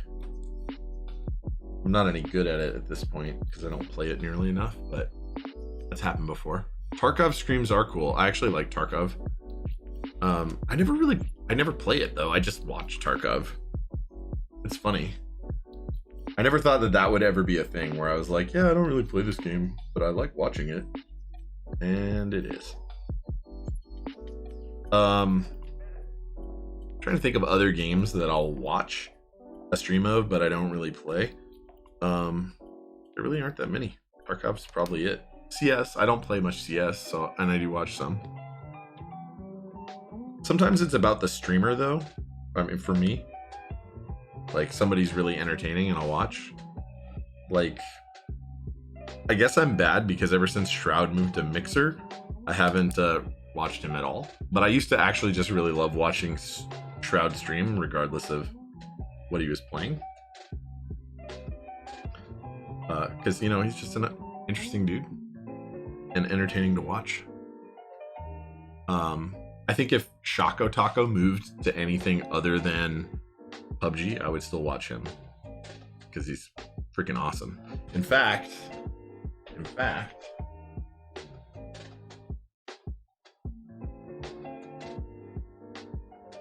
Shaco Taco. You know, gotta represent, man. Shaco's awesome.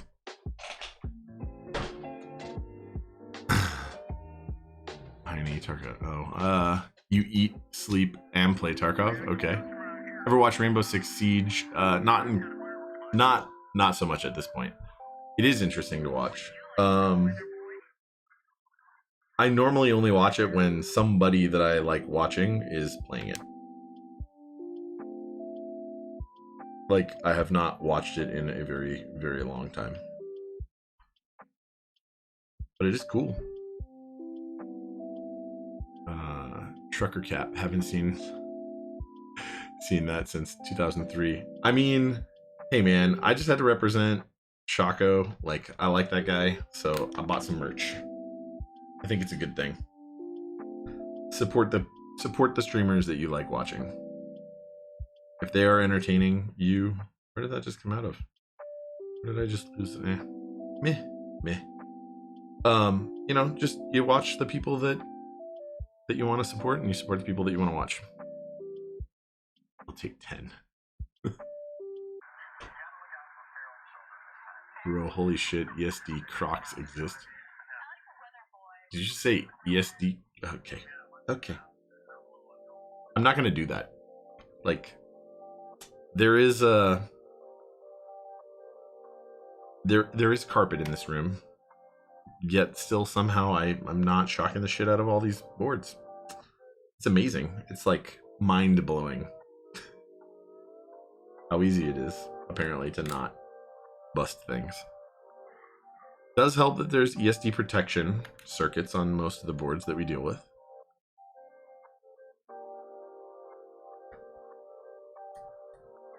I'm sure.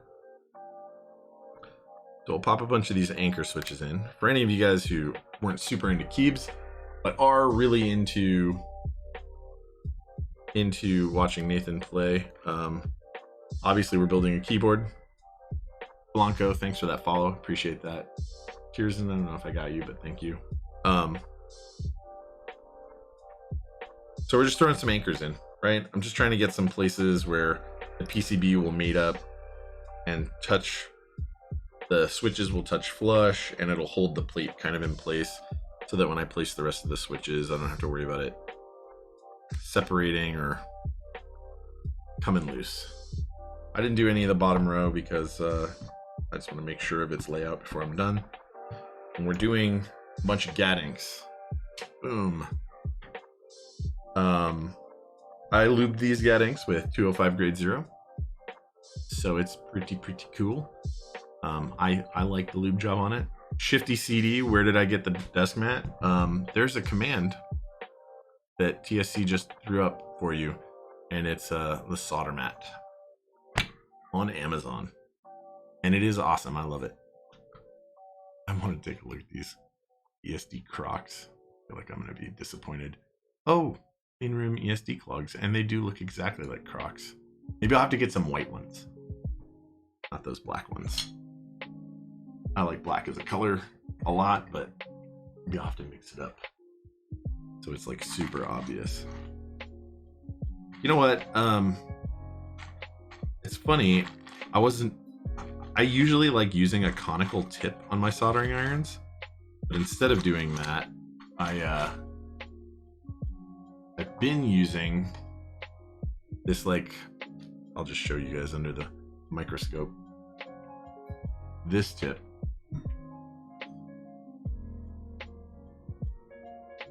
Tiny, I don't know how you feel about tips like that. It looks really dirty there, but it's actually pretty good. It could be cleaned a little bit better, but not a lot. Anyway,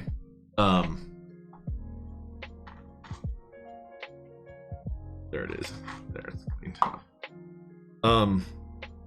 It's kind of amazing how well it works for this, specifically for keyboard building, because it like kind of just flows the perfect amount of solder as soon as you melt a little bit of solder flux.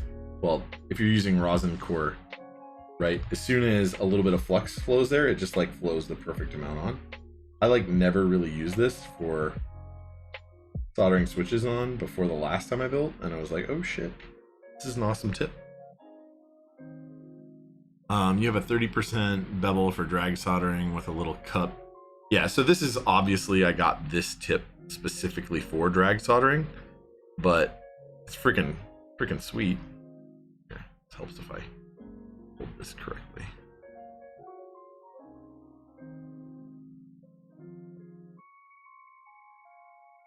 I forgot, what iron are you actually using, Heine? Oh, you need a new iron, waiting to solve some more stuff. Like, what are you using? Milk, I guess. You have one of these and you've never tried it? I really like this tip. It's taking a little bit to get used to it, and it's pretty large, but who cares? It's kind of nice. I love the pace. I love this pace iron. I really was considering, honestly, like jumping in on a JBC HDE iron, right? So the 245 watt craziness. And I just wasn't gonna drop $2,000 on a soldering iron. I was like, this is silly. Milk, I guess, thanks for the 500 bits, and I hope you do have a good reason to try that tip now. I hope that I've provided it. I think that it works really well, exceedingly well at soldering this type of component. Switches specifically.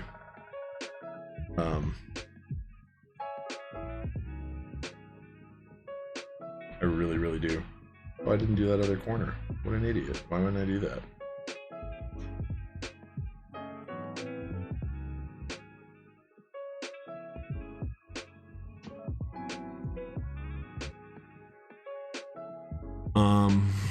You want an iron that has a 5-foot cable instead of... I mean, I don't know how long that is, but it's pretty long, dude. Like, here. It's more than twice my arm length. Whatever that works out to. This ADS200 is great, man. I highly recommend it. And I did make a cable extender for a TS100. Like, I actually did it on stream. I got a different power supply, and it had a super short cable, so I literally just put a better one on there. With the correct barrel plug and everything.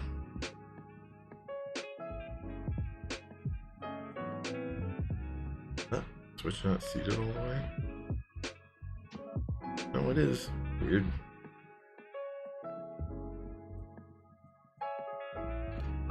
Hako 951. Honestly, don't get the Hako 951. Get this pace. Whatever your next iron is, if it's not direct heat, the moment you use direct heat irons regularly, I have a feeling you will be disappointed that you didn't get one that was direct heat.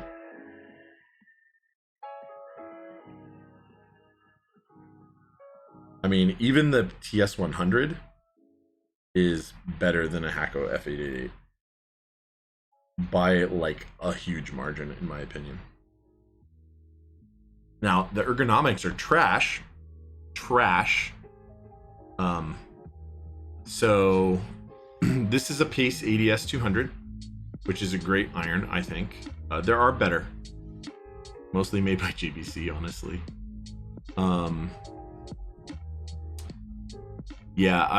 So you have a UA 952D plus. It's a Hako 900 series clone. Has a hot air and iron. The hot air is great. The iron is pretty poop. Yeah, so agreed. The iron that I had before this, that was my regular go-to, was the Xtronic 3020, which uses Hako 900 tips. So I totally understand. It's nice to have that because tips are cheap. The ADS200 though really is, if you're not willing to drop the money. And there's a lot of reviews out there, and I did my homework before I bought. There's a lot of reviews that pretty much agree with me that if you're not willing to drop all the money that you're going to need to get a JBC awesome like solder station, then the place to spend that money would be Pace. And the temperature stability of the tip is extremely good. There's a 16-bit ADC inside that Pace. I watched a breakdown of it to control the temperature. Like, why would you need that much precision? We don't know how they're using that precision. It could be trading a bunch for sample rate, but even then, why would you need that? Like, there's literally no reason to need that.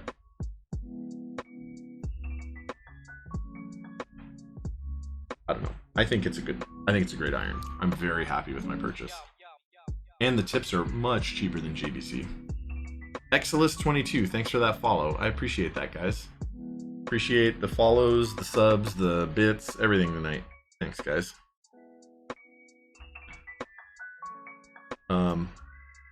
Yeah, I don't know who, Shifty CD, thanks for the follow, man. I appreciate that.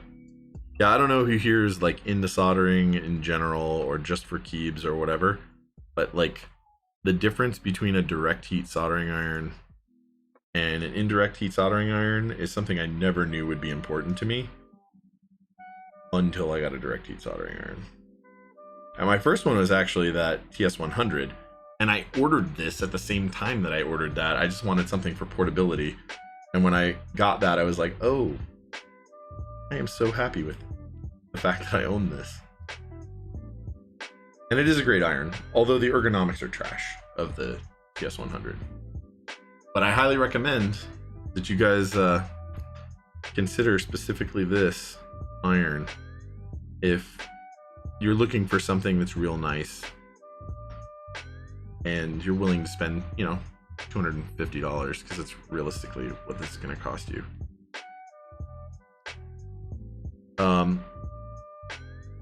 And if you buy it on eBay, pretty much you're going to be buying it from the same company I did, because they look like the only people that distribute it on eBay. And I actually searched around for the best prices online in other shops, and they look like the big USA distributor. I don't remember their name off the top of my head, but they ran out of stock, and they were like, oh shoot, it's going to be like 4 days until we can restock. We're so sorry. And I was like, oh, thanks for contacting me. That's super cool for you to like let me know. But 4 days isn't gonna kill me.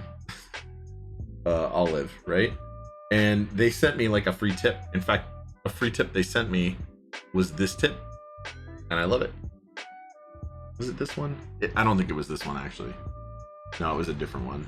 It was that conical one, a really fine point conical one. I think I ordered this tip actually. But this thing heats up stupid fast. And by stupid fast, I mean like less than 10 seconds. It's at temp. And I solder at 740 F. Typically.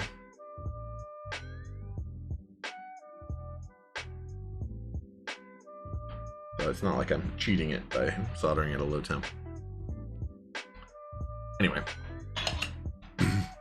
What's the part number on this tip? Well, I can't really check it right now because it's real hot. Here, I can actually pull it off. Hold on. And it comes with all these tools too, which is really cool. It is 1131-0032-P1. So 1131-0032. That's the thing you need. Oh, turn that back on. Oh, and temperature.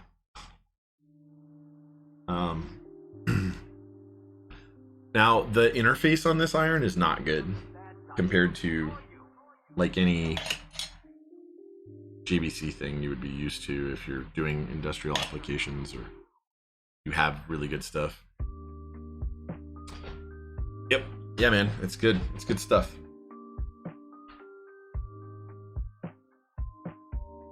Okay. Get the rest of these switches in. Start tacking it all down. Thanks again, guys, for jumping in from Nathan's stream and hanging out with me. So how many games did Nathan play? I wonder. Or like how long was Nathan playing and streaming CS? From up on Poppy Hill. Thanks for that follow. I appreciate that. I really, really do. Am I joining the Infinitum TKL? We're not afraid of links here. Feel free to drop it in here. I have not. I don't know. I don't know. There's so many group buys that have popped up over the last few months that I've jumped in on. I'm like, I don't know, man. Like, I have to pay taxes coming up soon. So there's some limiting factors there, I think, for me on jumping in on some of the group buys. Be selective over the next month or so on what I jump in on. What about the Heine 1 TKL? Heine, I'm definitely doing that. You know it, buddy. It's 100%, man. You literally have the board. You made the board. I mean, I have the board. You made the board that has been sitting on my desk. Primary board used on my main PC desk at my house for 7 months, sir. 7 months, going on 8. I looked at the chat history and my build VODs. Protos soon. I mean, not that you're ever gonna necessarily let me in on a proto, but you know that if you did want somebody to build one of your protos, that I would definitely do it.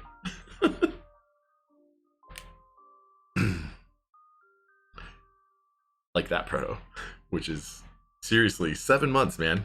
It's insane. It's insane. That's crazy long. I mean, not like I don't have other keyboards, and not like nothing ever pops on that desk otherwise. Things do, but like that one keeps coming right back.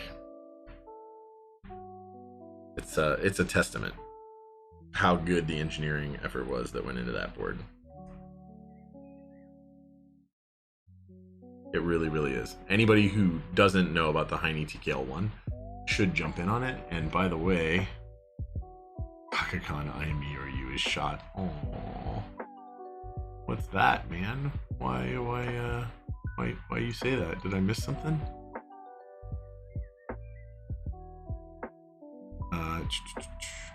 So Infinitum TKL. I wanted to look that up.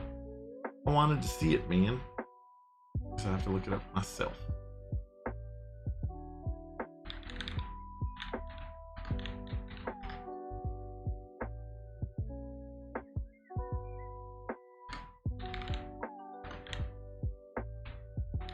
So hard to type in this angle.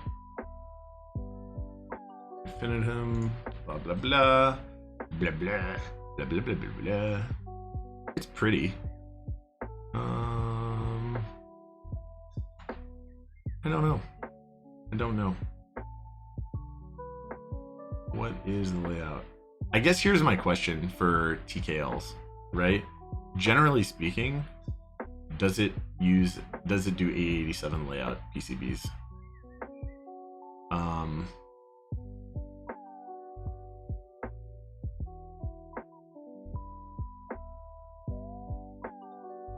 Like, because it doesn't look like it from here. The back shot makes it look like there's a centered USB, and honestly, there's just really good options if it's, you know, not that way. Like, you know, H87A. Not that I'm trying to be a Heine fanboy or anything, but I mean, the dude just makes good things. So, you know, there's that. There's that.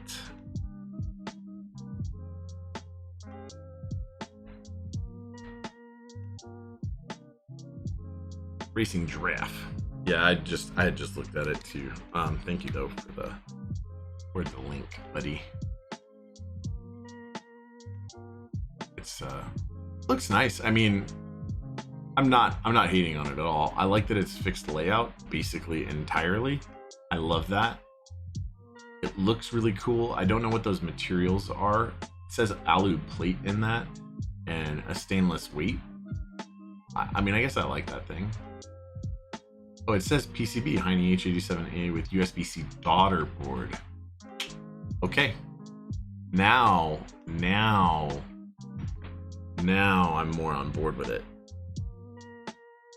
It doesn't have to be H87A, but the fact that there's some kind of a standard that can be adhered to, though, like, that's really important to me. I want better standards. And A87 is like the one for TKLs. And there are good board options, PCB options, right? That can be used. So why wouldn't we try? It's like if you made a 60% that doesn't use a standard 60 PCB. Like, what? Why? Why would you do that at this point? It's really the same concept at this point for me.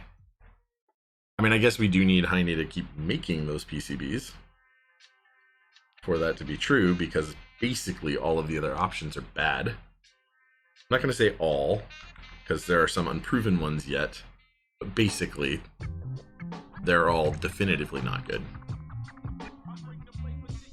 Like Liku L3, which, by the way, reminds me, I actually need to send the Liku L3s to somebody, and I keep forgetting, putting it off.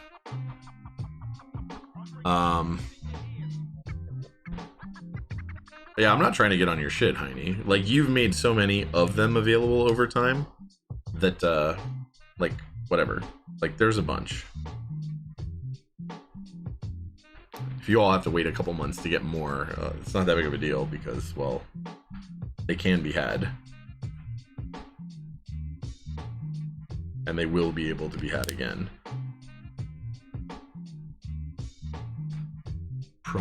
Wait. No, it's not open. Oh, yeah, I know that part. I'm not saying I'm stealing the HBCP on your desk at the first opportunity, but if it goes missing mysteriously... Nice. People gonna steal my, I mean, I guess if anyone were gonna do it, a mod. Okay.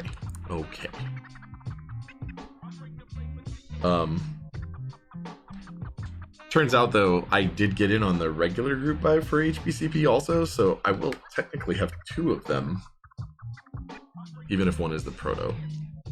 And the Proto, honestly, I think is an amazing board. And there weren't that many modifications made to the Proto for production, right, Heine? So,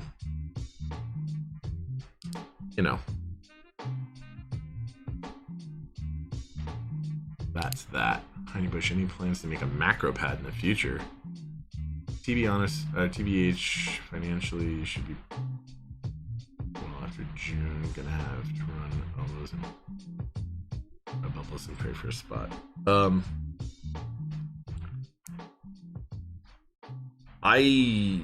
Man, if I am offered a spot, Heine, I will absolutely jump in on it at any stage.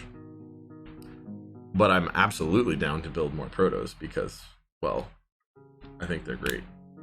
And I think that your work is good enough that, like, me forking over money is not scary at all. I mean, not that I'm going to slam you if ever there was a thing that didn't work out. You know, but what I mean is like, I just feel like it's money well spent.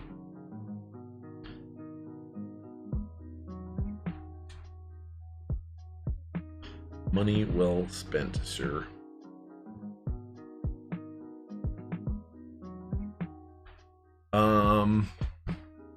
I actually want you to do an Numpad 2, Heine, and you should totally make it made up to that TKL1. That'd be awesome. Or a macro. Macro would be cool.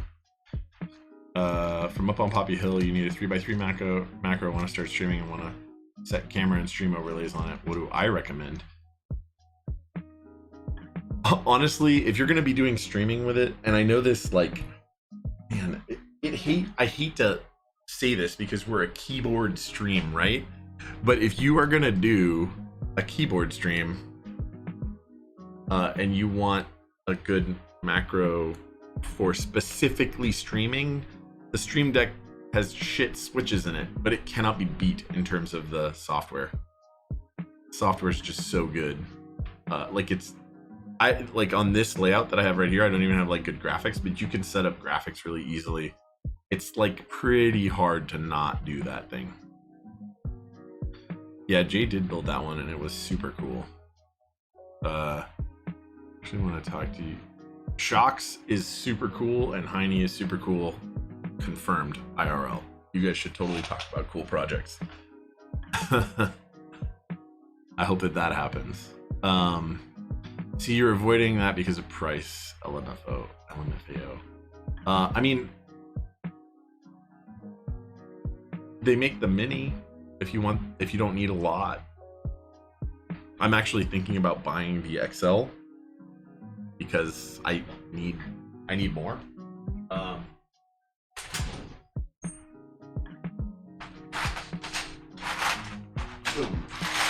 Oh,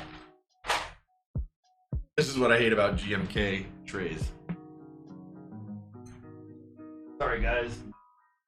Oh, that was the most disappointing thing that's happened to me like this week.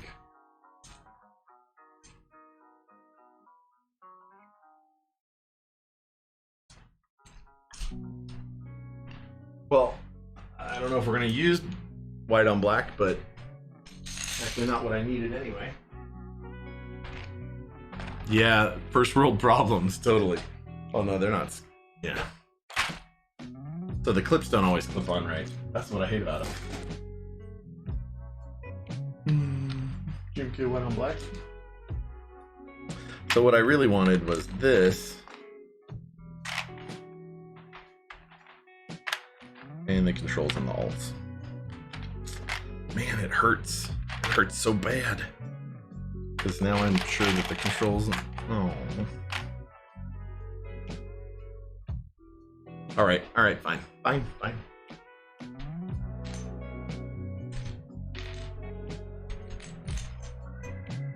Totally first world problems, guys.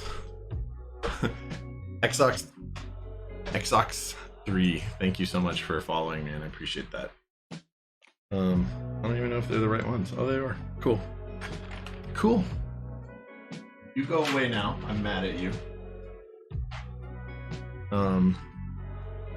What I really wanted was to verify the bottom row is in the right place. By the way, this is what I love about newer Heine PCBs. I don't think I have one.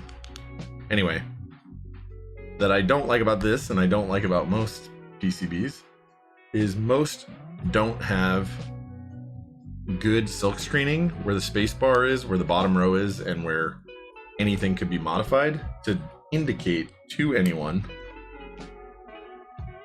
I already know that one's right. To indicate to anyone where the damn different things go. I can never remember which one goes in the left and which one goes in the right. Okay, so it's this side that goes inner. Oh, they both go inner and inner. Is that right? Yes, that is right. Totally right. Alrighty then. I'm an idiot. 22 Kyler Ruiz.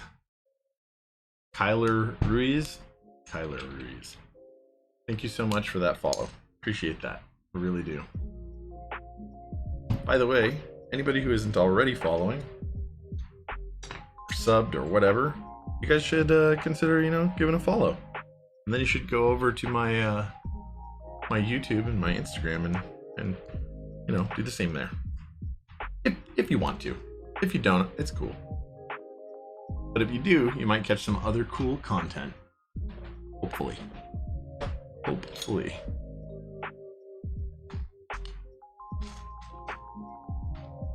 Okay, we'll reach in our tip times. So the tips for the paste are really inexpensive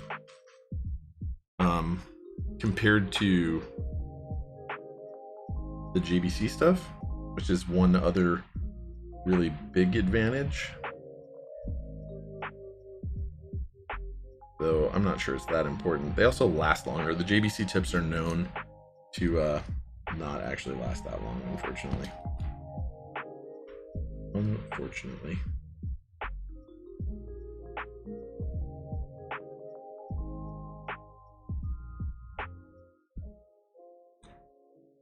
Super unfortunate, but what you gonna do?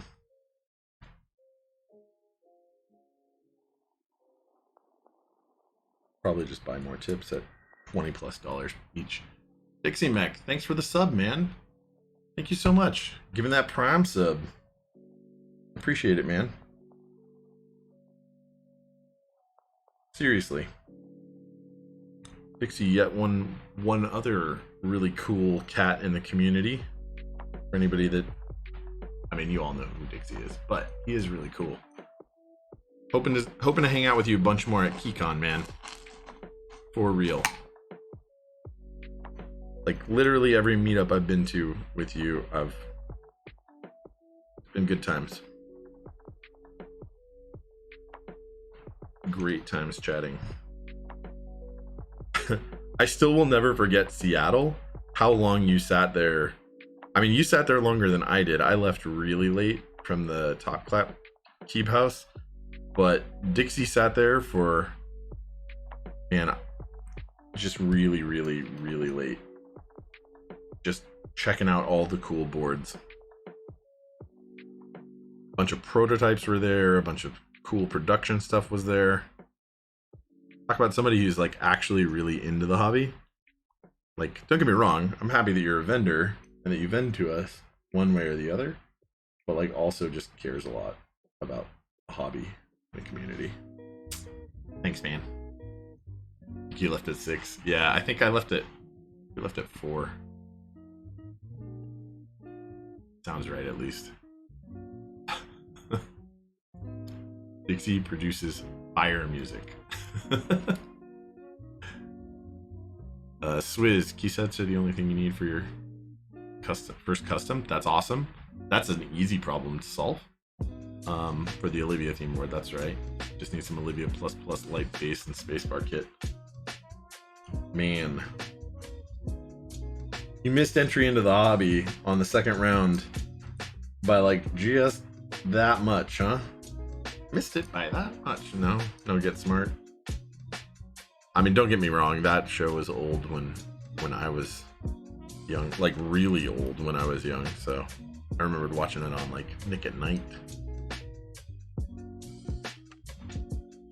as a wee lad.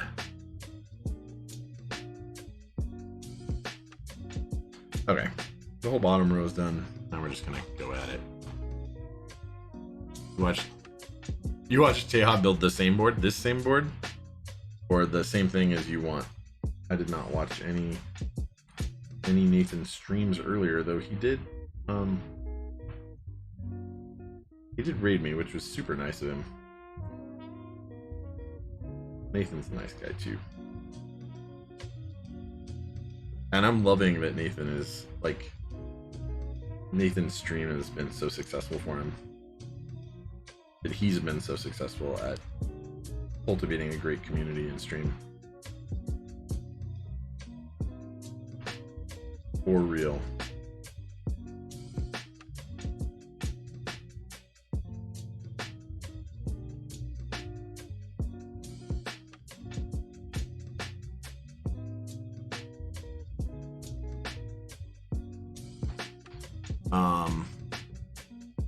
You were so upset. Same board I'm building. I mean, this is a really common board right now because they just shipped everybody. So, like I said, this is the second one I built. I built one on Sunday, and I have mine, which has been sitting there for like a long time, and I haven't built it yet, so it's probably gonna get built this coming Sunday.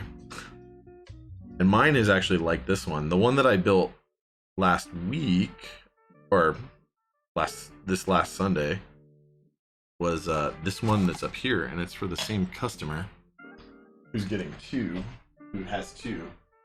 It's this one.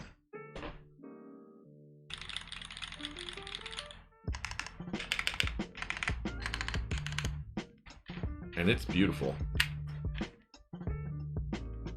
But I haven't shipped that one back yet because I'm shipping them both at the same time.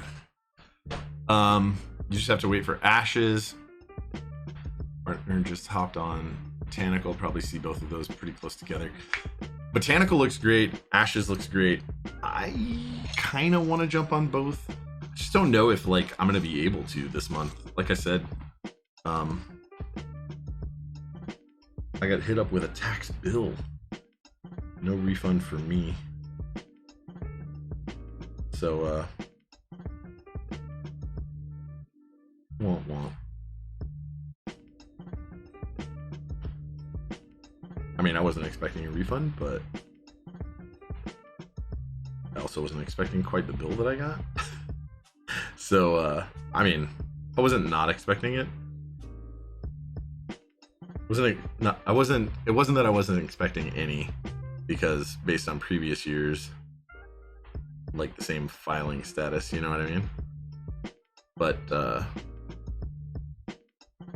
something wonky happened, I guess. Anyway, yeah, so I'm trying to be cool on all the sets. I did, however, jump on, which was on sale at Dixie Mech recently, did jump on Modern Dolch Light, which hurt me as a result of the fact that, you know, in general, I just jump in on like basically maximum compatibility for the most part. There was a little bit that I skipped out on. I didn't get like I don't remember what the set was called, but the 40s one, basically. But other than that, I think I jumped in on. I didn't jump on the Nord UK thing either. But other than that, I think I jumped in on everything. So, you know, that's like in December, right? In December, the only key set I jumped in on was Olivia Plus Plus. But I jumped in on 3 sets of it. Like 2 light and a dark.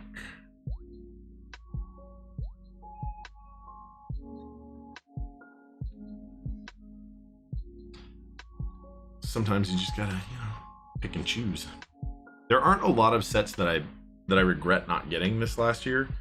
One of the ones that I do regret not getting is Vaporwave. And then I also regret not getting it on First Love, because I have a feeling I'm gonna be really sad when that comes out.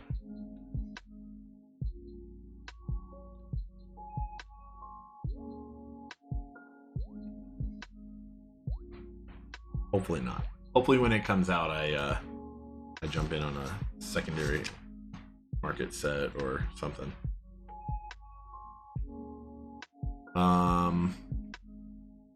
Botanical is tight. Ashes is tight.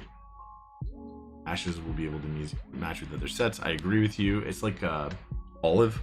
I don't think Olive matches pretty much any of the boards that I have, honestly. Not that I'm going to get rid of it or anything, but those subtle greens just don't quite line up. Not that it's not a pretty set, just it doesn't quite go.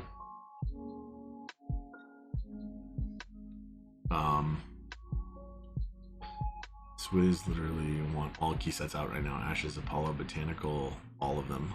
I think I'm not going to get in on Apollo. I really want it, but I'm really like not willing to pay its kitted out price. It's so expensive for me to get the compatibility that I want, and I don't love it that much.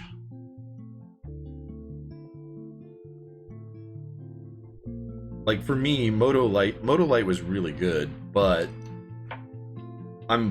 the vast majority of my use of Moto Light, which is the opposite of Moto, will probably be used with without accents, right? Like I want the muted look, and I don't have muted. And that's what I want out of it mostly. Whereas like with Modern Dolch, I love the accent colors.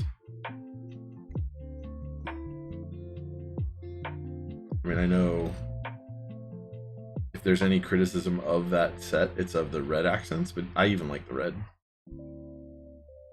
I do. It's just pretty all around.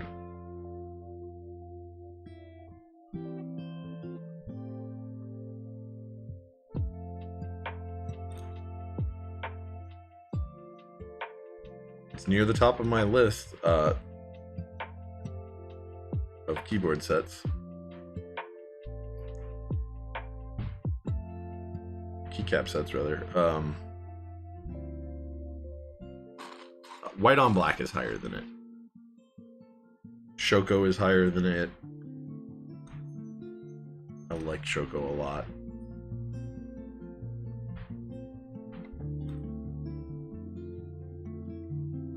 But other than that, there isn't a lot.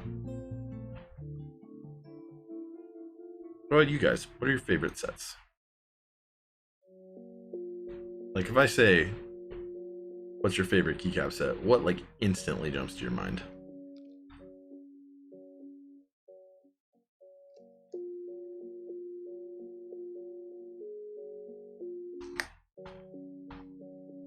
Rogue.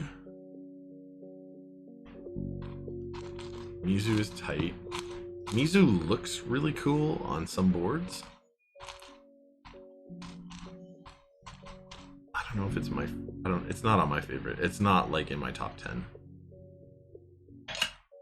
As I say, with it literally on this desk. Literally on this desk. But it isn't.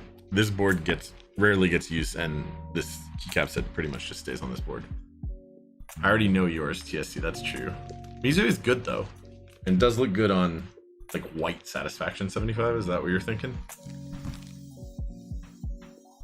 Alright, so let's pop this in here. Boop. All of our lights still work. Great. Shoko is beautiful. It really, really, really is. Like, so pretty. Pop up a little switch hitter action. Now we're not expecting some of this to work. Obviously, the Windows keys aren't going to be used.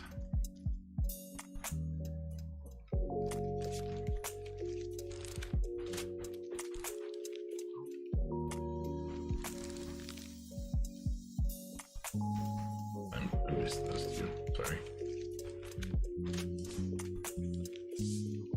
F2 is not working, so probably just not soldered. Correct, it's not.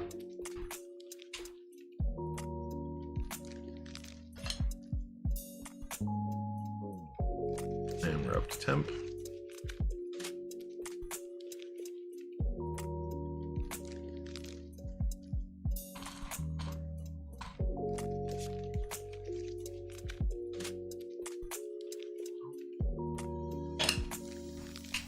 Cool it. Do I use a GMK set as main keycaps? Well, as I said before, the HBCP has kind of just become a keyboard that's always on my... So we just tested it, sorry. That's always on my desk. And so as a result, we've it's been wearing that, and it's just shined AF. So that's my primary. So I will say that this keyboard had a pretty tight plate, the first one that I made. It's possible that some keycaps may need alignment, and or more likely didn't pop down all the way. I tried to catch any of that. There might have been something in that row.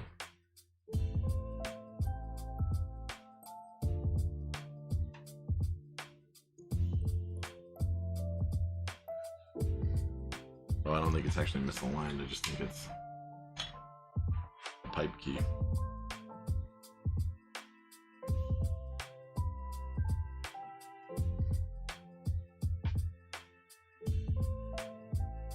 Yeah, that might just require manual alignment with keycap on it.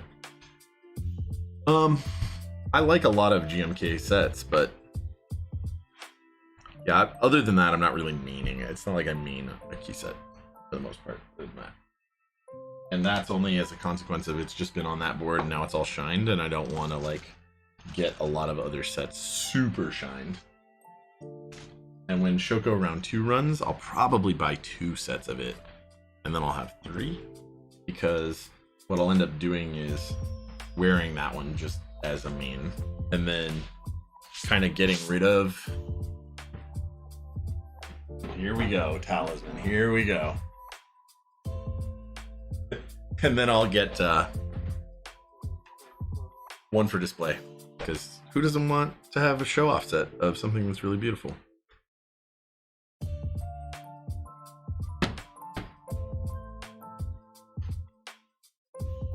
Am I right, talisman? Am I right?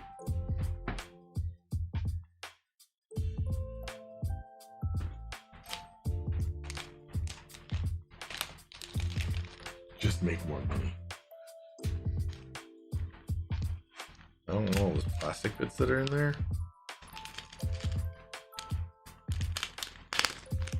Oh.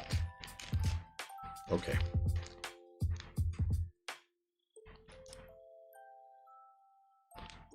Just make more money.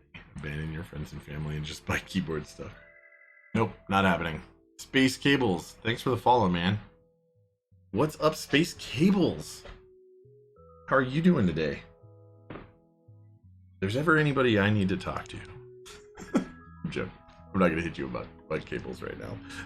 I hope you're having a great stream, or a great day. I am having a great stream.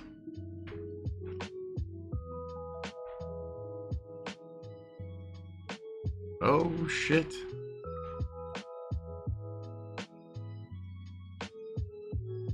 That's awesome. Clavier? That's awesome.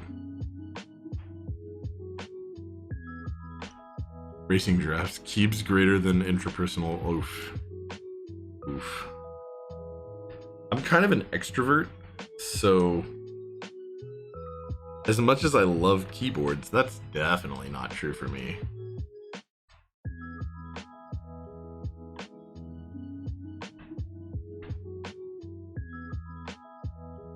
Yeah, man, I'm glad to hear that you're doing great. I really, really am. Love to hear that other community members are having a good one, man.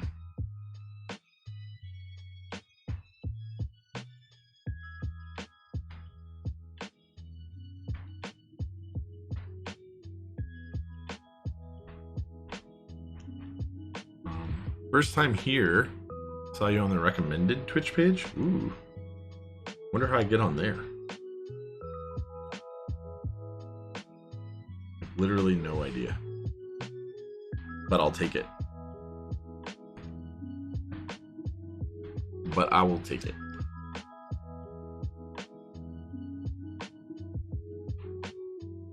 I'm glad that happened, man. I really am. Stay a while. Check it out.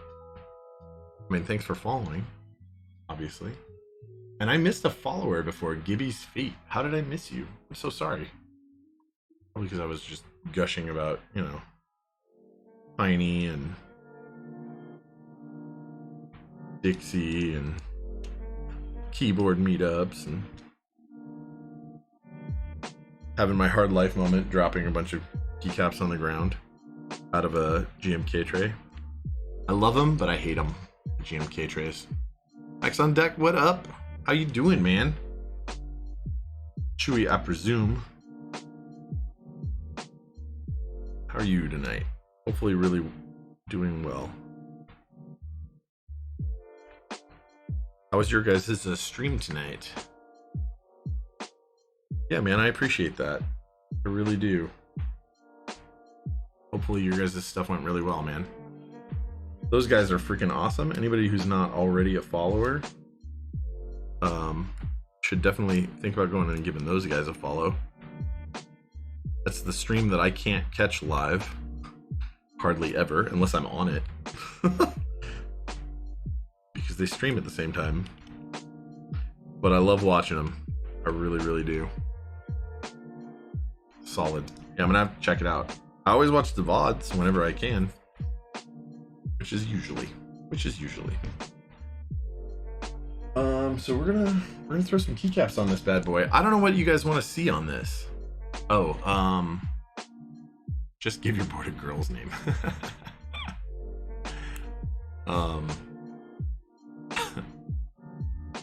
Girls or keyboards? Yeah, Muzi. I'm more of an extrovert, so probably girls. But yeah, have both if you can.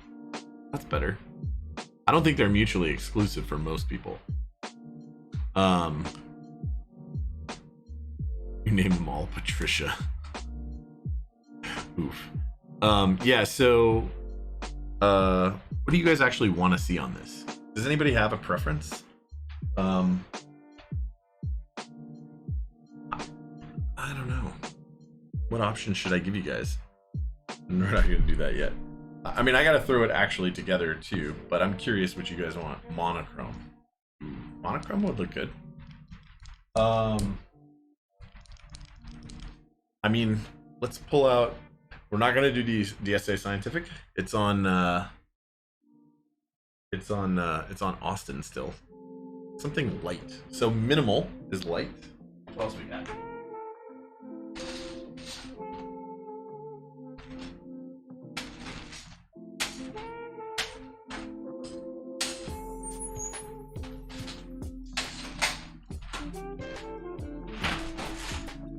Okay. Shoko's on something else, but I will go grab it if you guys want. Camping, we're not going to put that on there. GMK Eclipse, sounds like you guys aren't into it. Mizu could easily be taken off of something else and put on here. Waves, same. Mine's is not light, but could be. Olive might actually look good on this. GMK Olive might actually look great on this. On depth. Why is this out of order?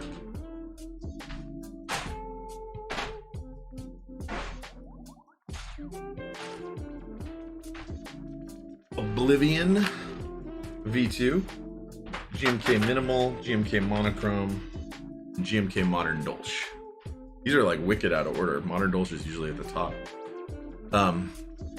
Olive. We can do Borealis TSC. We could have done Borealis last week. Dolce, Olive. I'm seeing a lot of Olive. If we do Oblivion, I only have Monochrome, and I will use Hamagoro. Just FYI. TSC, you want to get on a little thing? Include Apiary. Thanks for that 78-person raid. Thank you so much. I appreciate that. Seriously. I don't know if she can hear me yet. Sometimes, you know, it's not super easy to hear it right when you jump over. But thank you so much. I really appreciate that. Phantasmal Cat. Hello. How you doing? Stash, what's up, man? How are you? Hopefully you're having a great one. Hey, thanks, Apiary. I appreciate it. I hope you had a great stream too, and I hope you have a great night. Onopoob, thanks for the follow. Is that the one, the only? Oh no. The Odd Firefox. I'm good, man. You love my shirt? Thank you. I like AMD right now a lot, but I have this shirt and I like Intel too. There's nothing wrong with it. Oof, when will you get a real hobby? Oh, so rough. The Odd Firefox, thanks. Appreciate it. Caves, thanks so much for the follow. I really do appreciate that. AMD is just winning right now. You're not wrong, but I kind of always rooted for them a little bit because I wanted them to do well. So I'm happy that they are. Plus, I'm rocking a 3900X in my main rig. I need to get a 3950, but I don't know. Maybe I just wait for 4000s at this point. Mellow Yellow. Love the fact that I'm going to put camping on this board and call it a night. Oof. I don't know. I think TSC was talking about doing a straw poll. GM Liquid Media, what's up? Phantasmal Cat, thanks for the follow. GM Liquid Media, thanks for that follow. I appreciate it. The 3900 or the 3950? I mean, the 3900 is pretty meaty, but the 3950 is definitely meatier. Your AMD 990 FX processors double as space heaters in your unheated garage loft. Oof. Yeah, so I think the options are going to be minimal. I will remove Mizu from that board and put it on here if you guys want it. monochrome is always an option.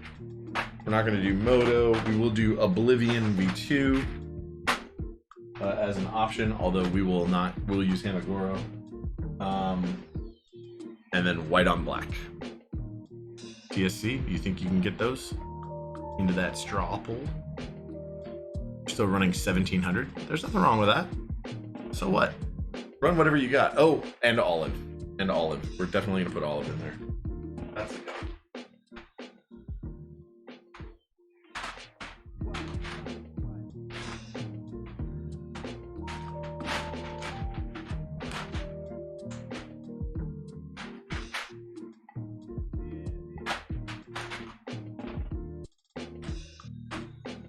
Okay, there we go.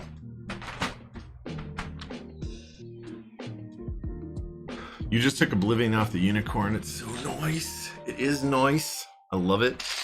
I love it myself. It's a great one.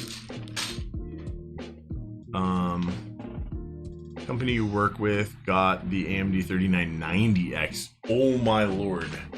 Please tell me somebody has seen the 3990X video. From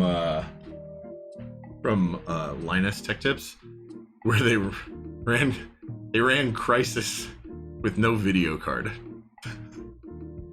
Crisis, no video card. That's so rough. Thank you so much for throwing those socials up, TSC. I highly recommend that anyone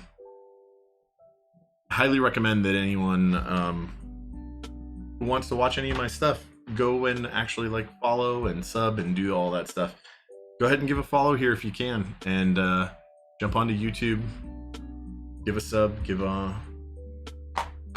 follow on that Instagram.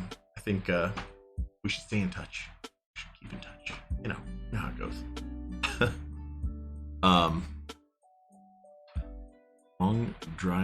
Along with the pile driver and bulldozer, got Intel looking the other way, and now look how screwed they are. Yeah, I hope not. I hope that they come back, man. I want to see processor wars. I want to see us benefit from them competing for our business.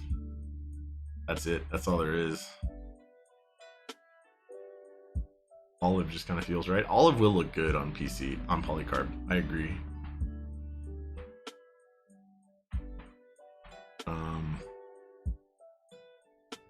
You think you saw me on Mech Market? Phantasmal Cat? Thanks, man.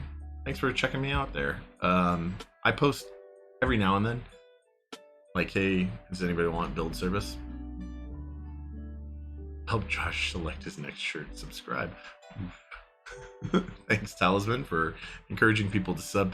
Yeah, I mean, I guess I try and wear shirts that are relevant-ish. I don't really try that hard. It's just what I own. You're waiting for AMD to sway you. You're certainly swayable, Mellow Yellow. I mean, now is the time to be swayed by it. For real. All right, I'm gonna close the voting when 9:04 strikes, and then that'll be that. Can you vote on my next shirt? Maybe I'll have to run like at the end of my next stream. I'll have to like show a wardrobe, and you guys can vote on what shirt I wear for the following stream.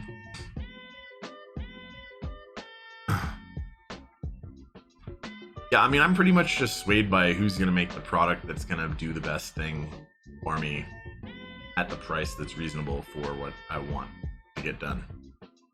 How many keyboards have I built? Phantasmal Cat. Well, Phantasmal Cat, at this current pace, I'm building 2 keyboards per week, so 2 build streams per week.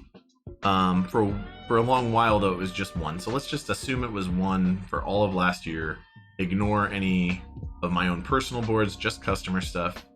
It would have been 52 plus 2 per week since then, so that's 75 plus a bunch of my own stuff that you guys haven't seen, plus whatever, I don't know, 75 to 100 boards, somewhere in that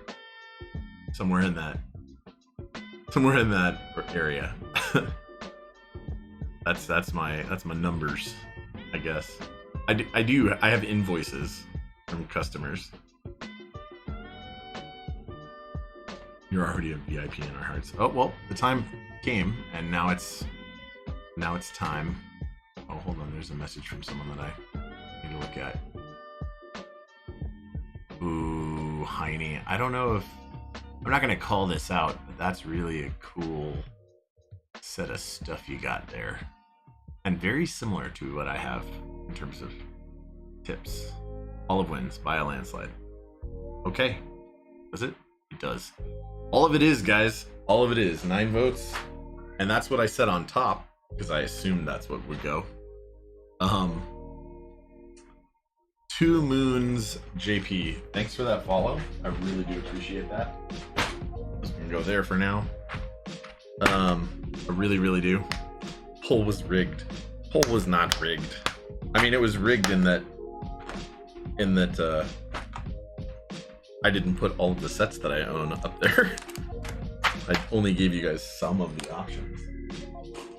But I think that's my prerogative. Unless you guys have really strong desires to do stuff. I would actually have thrown Scientific up there. I need to take it off Austin and put something else on it. So that'll go back into the mix for when Talisman wants to throw it in there. Holton C, thanks for the follow. I really appreciate that. Really, really. It was rigged, you admit it? I mean, in a sense it was rigged. But not like in a shitty way.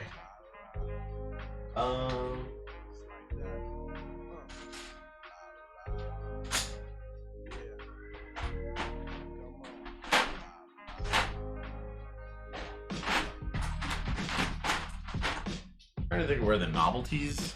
Well, I guess those novelties are in there. So we'll do those novelties for sure. Because, you know, you got to. There are some other. Oh, it looks like they're in there.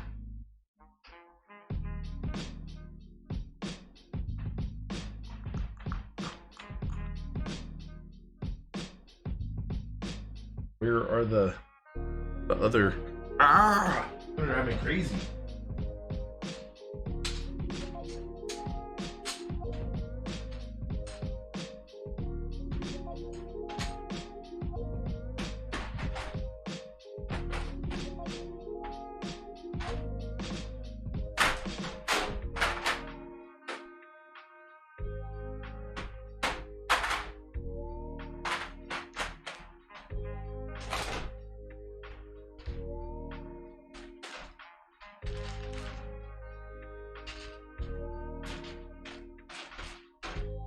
Okay, I found them. I found them. So many sets. So many sets.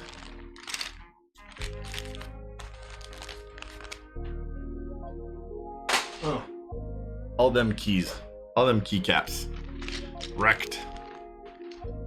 No one voted Minimal. Whatever, man. Minimal's a great set, but maybe it wasn't gonna look good on this board. In the People's Republic of California, I don't actually know who won here. I did not pay attention to who won.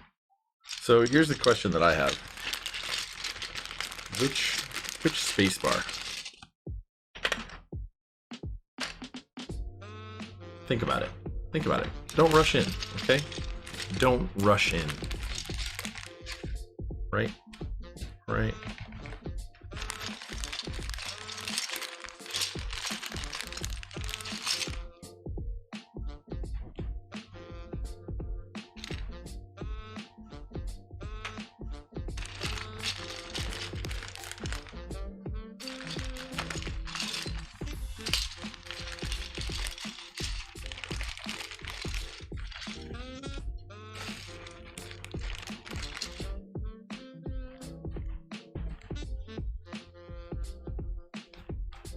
White spacebar.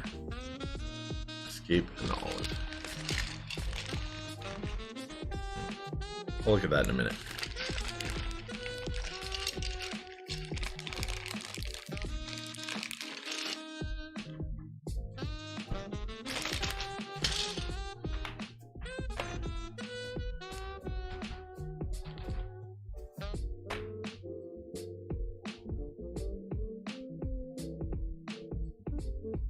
Yeah, escape and enter are gonna be white spacebar, probably, but maybe not. I don't know. I haven't decided, but I like the input. I really do. And I at least 2/3 agree with you.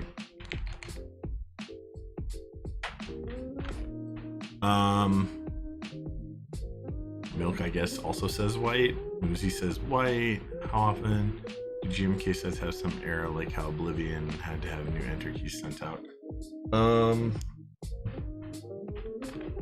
Escape on waves, kind of not optimal.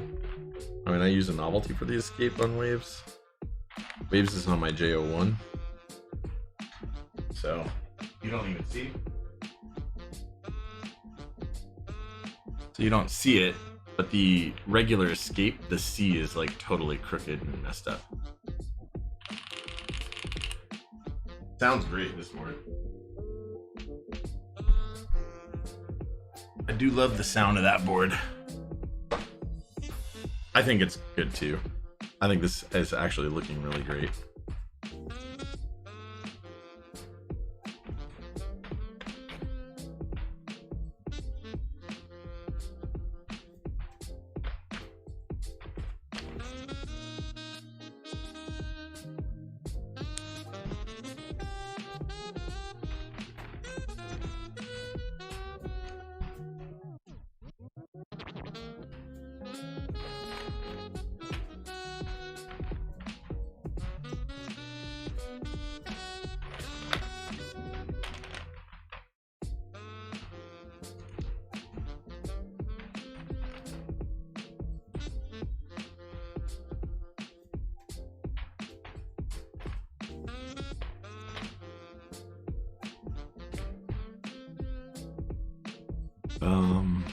Well done, Twitch chat. We did it, right?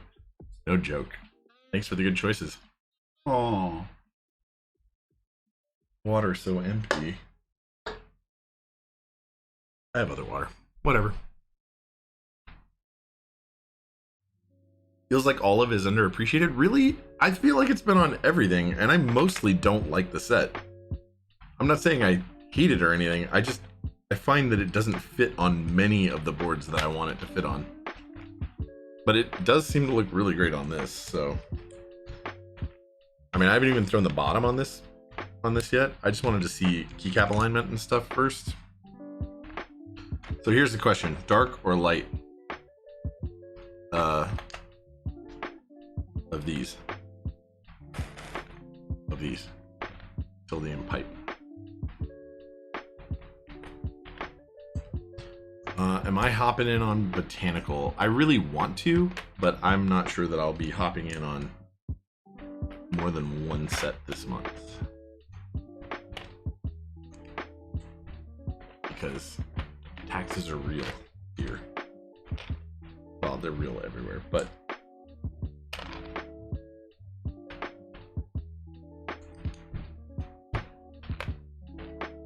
they're real for me this year.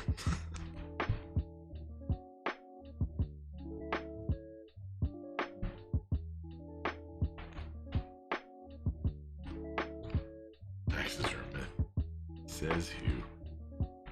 Ooh, this feels so good. The Van Keyboards, what's up, man? How you doing? Who's reading your blah. Where did you search? What did Vapel say? Oh, does anyone know where to find a suspended 80% case? Mac Market's really the place to look. You're reading the GMK Dots group by thread on ECAC, and someone said that they think GMK is losing their touch lately. The Nomad kit they sent out in Dots is missing a key.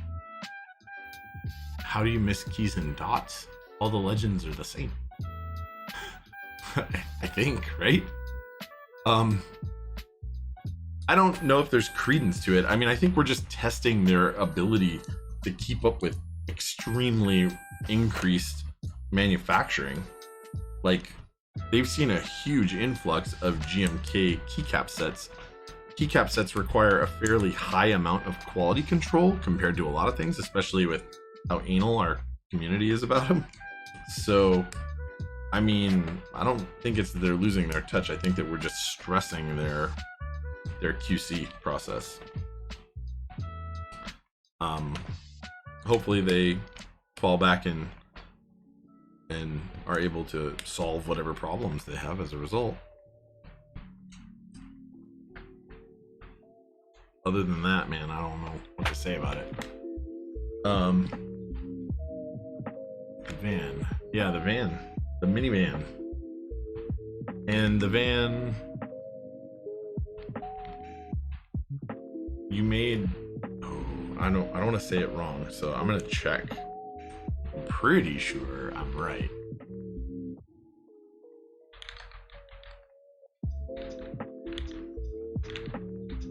I'm just going to ignore this if I'm wrong. Because I'm going to feel really, really stupid if I am.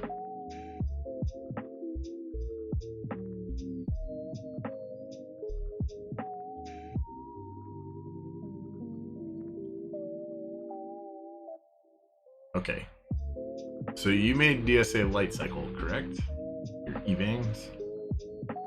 I feel really stupid if I'm wrong. I didn't actually find it, but I did find the name, and I was like, I'm pretty sure that's true.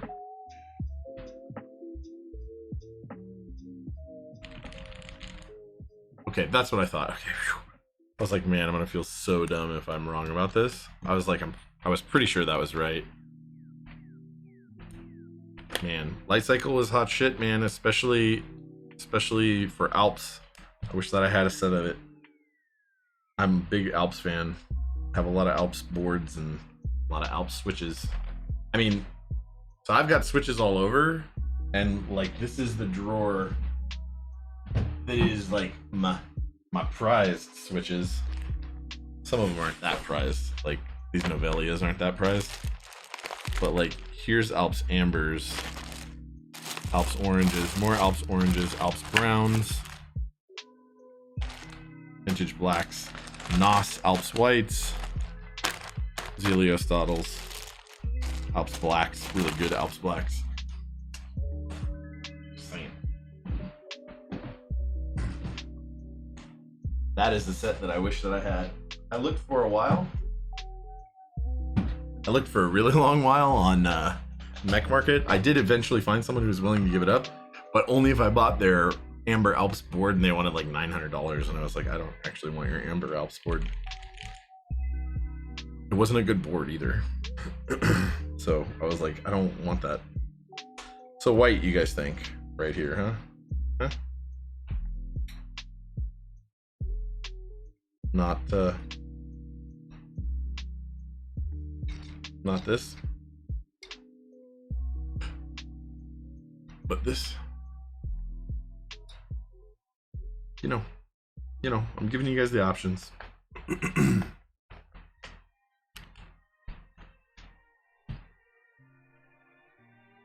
This is it. I even did right side spacebar. It's weird. We're gonna do standard. Standard colorway. Use specific mods. Sorry, muted your mic so you guys couldn't hear me. Okay, switch alignment looks pretty good. Pretty good. Can't see massive holes in it.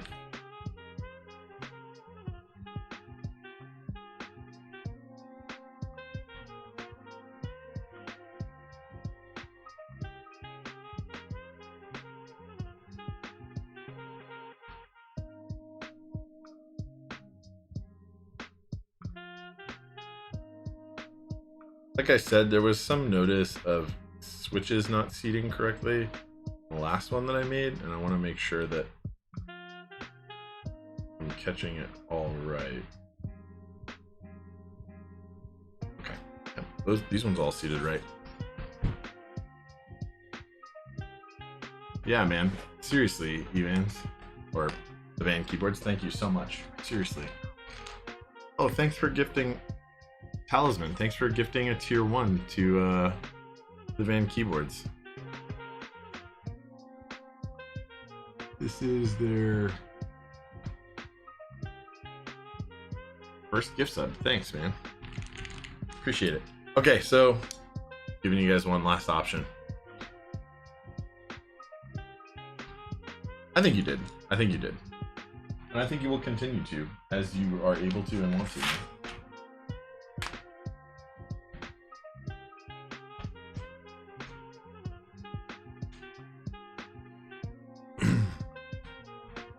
I think you did, and I think you will. Mellow Yellow. There's a recent sale of Monster Gallo. Was it? I think that was Logically Twisted. Thanks for that follow. I appreciate that. I really, really do. So since this all actually looks pretty lined up correctly, we are going to put this on and button her up. Come on.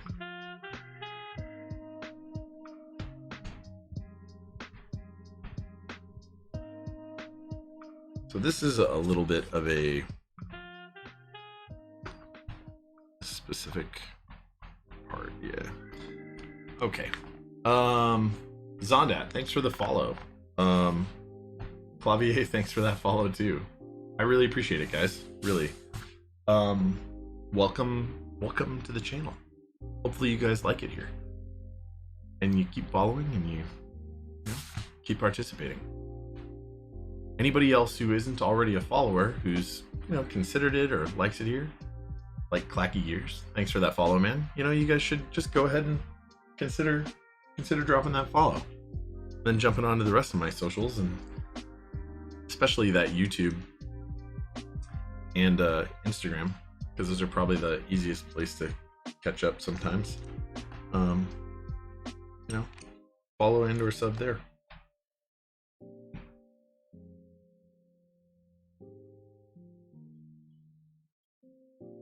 So I don't like that these screws are non-ferromagnetic. And like I said before, I like this keyboard, but I will give it crap for the things that I don't think are great about it. I really hate that they use these really small screws that also have a very fine thread pitch, and they're not using like a helicoil or some other type of insert in here. I think that should become standard, using them even with not tiny screws.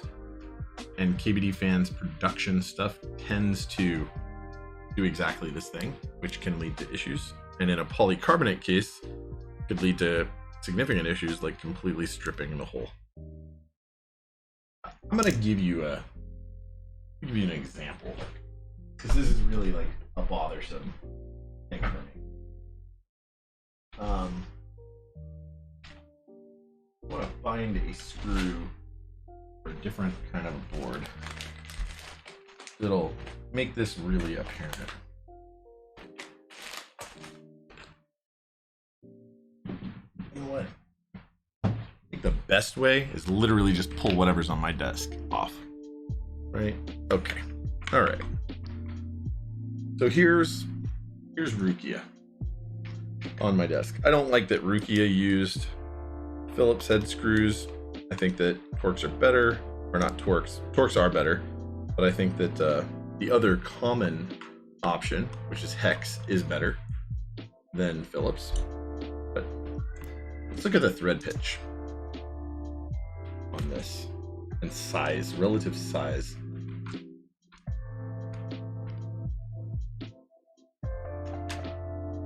Okay, you're gonna see what I mean. You guys are gonna see what I mean, and you're gonna see what I mean under a microscope. Literally.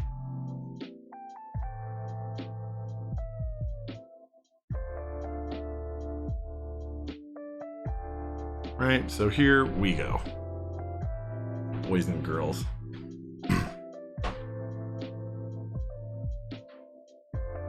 Right. So there's KBD fans.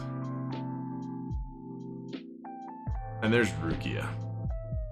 Now the biting surface right here, the amount of surface area that those threads represent compared to the amount of surface area that's there is massive. The amount of torque you can apply to it without busting the whole thing up and stripping the threads in the case, it's pretty significant. It's a significant difference. So, honestly, this right here, shame. This right here, good. All right. Get you guys out of this. This board is not to be ashamed of. This board is great. But I want to illustrate that this is one of the disappointing things about it. Nothing's perfect. None of these boards are perfect. Rukia is certainly not perfect, but it is very good. I just wanted to call that out, right? This is one of the downsides to this board. And most KBD fans products suffer from a similar thing.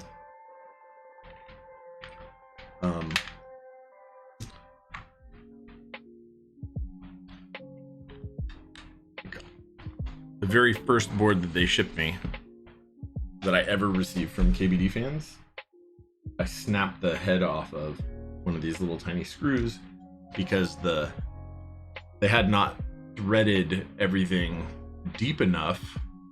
Like it was a 60, it was a tofu, right? And the bottom, like they hadn't threaded the hole all the way down. So when it hit that maximum torque, it just snapped the head right off. Instead of me feeling that, oh, the torque is increasing a lot required to turn this thing, so stop. And I'm not like a klutz with this kind of thing.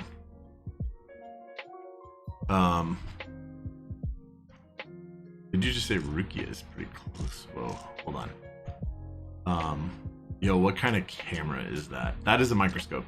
Phantasmal Cat. It is literally a microscope. Versus the guy she tells you not to worry about. Oof, dude.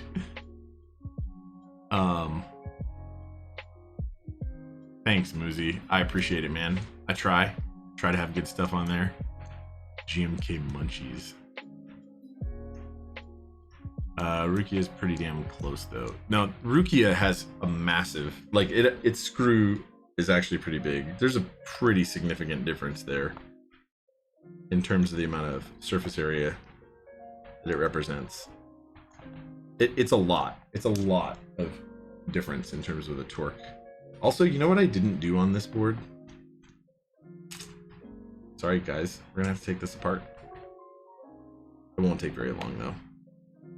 We just have to put the plate back in with them burger mounts in them. That'll actually not take long at all.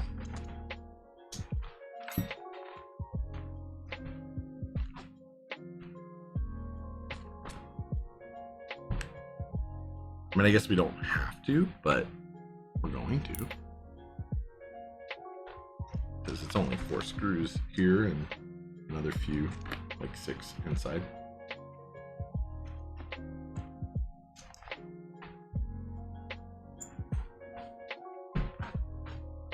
Remove that, set that here.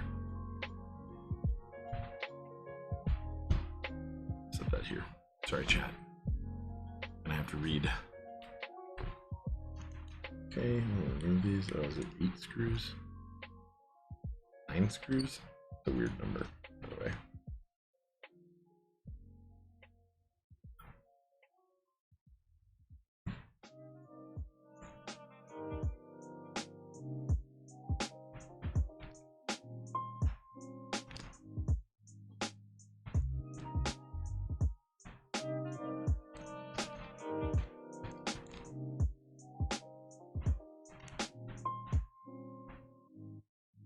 Yum burgers, yep.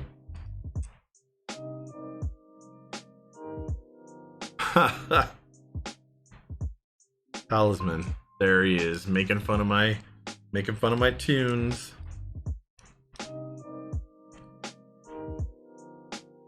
Look, man, I did this all for you, Talisman. Okay, this music thing.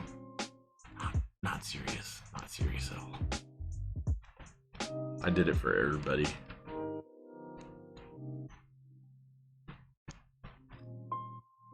Can only take so much of his making fun of my tunes.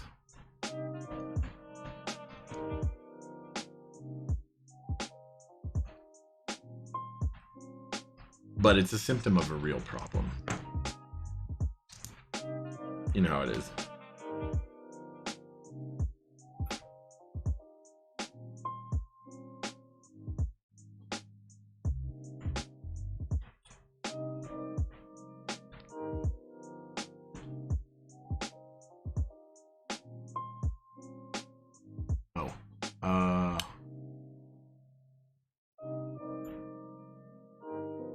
TSC, please let me know if that chat message is still important, because I didn't know. I didn't see that message till too late. Sorry. You want dolphin calls playing or nothing? Oof. You need live music for the stream. Jeez. Can we go K-pop background music next time? I mean, we could, but we're probably not gonna. I'm not against it though. I'm down for a little while. F it. Why not? YOLO. As long as people aren't complaining about it, maybe for like 1 or 2 songs.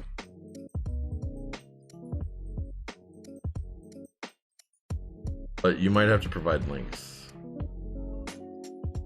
because I don't know where all that good K-pop music is.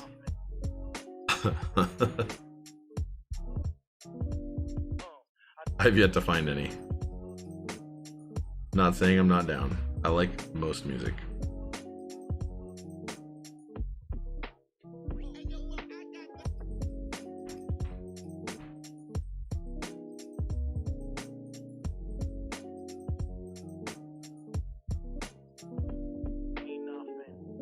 Come off.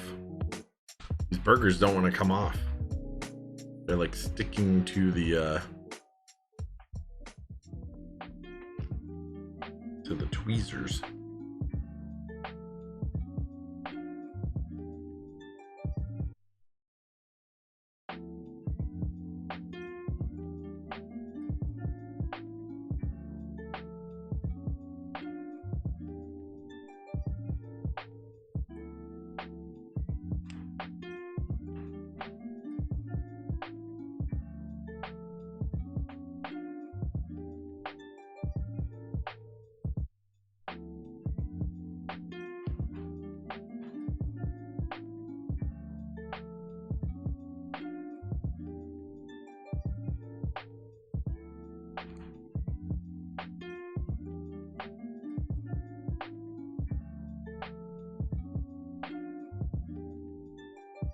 I actually like Burger Mount kind of a lot. I know it gets a lot of flack from some in the community, not to name names. Joking, totally Jay.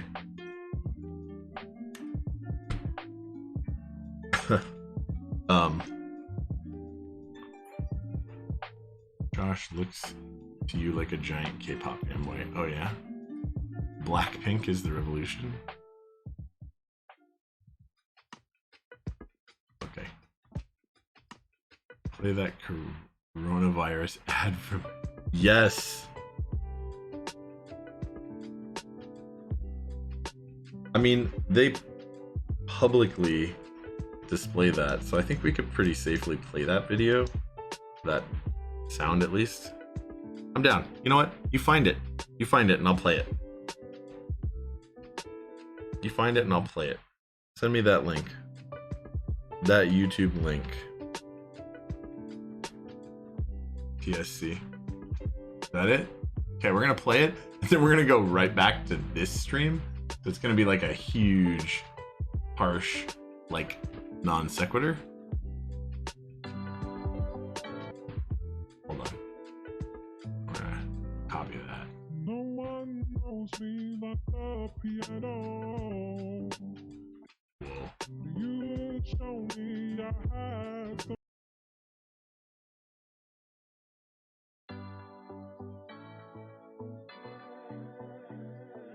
Okay, we're gonna listen to it.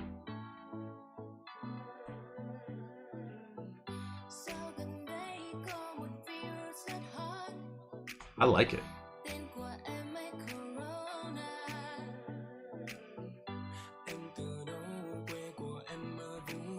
Is this the one? Oh, it just hasn't hit the bass, hasn't dropped yet, huh?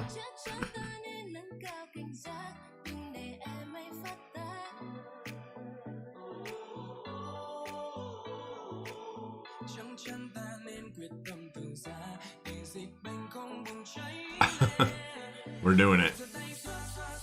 Oh, it is the...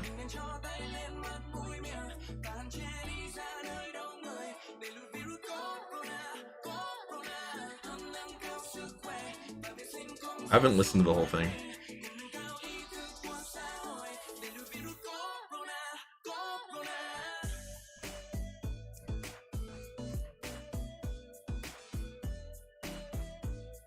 Sick beats, guys.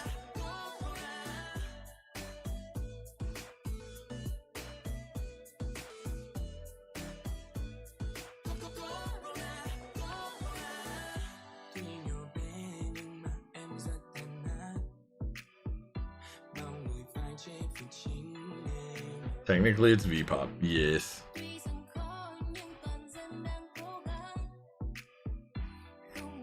I mean, also, avoid that shit. It's not good.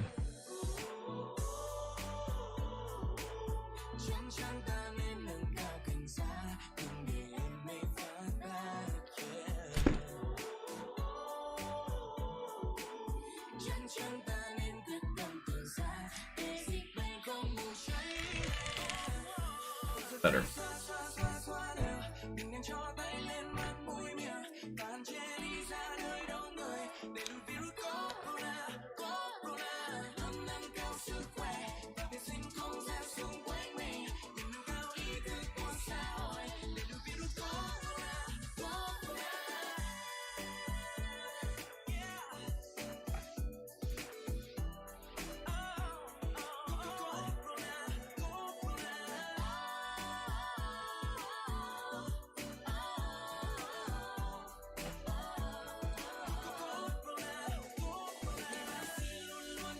Oh, so I am going on another cruise in May. A brief one, a really short one over a weekend. Don't worry, I'm gonna try and bring something to build, as we tested on my last one we streamed. I mean, I liked that. That was cool. I actually really did like it.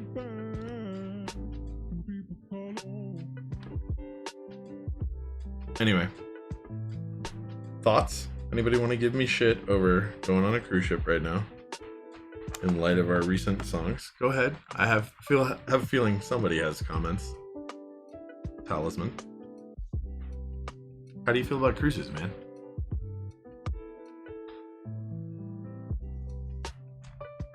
Don't worry, I'm not going to Japan. Oh, it is Princess too. You have too much hair for a cruise. I mean, I'm losing it though. It's definitely going away. Discount vacation time. See, GM Liquid Metal or Media knows what I'm talking about.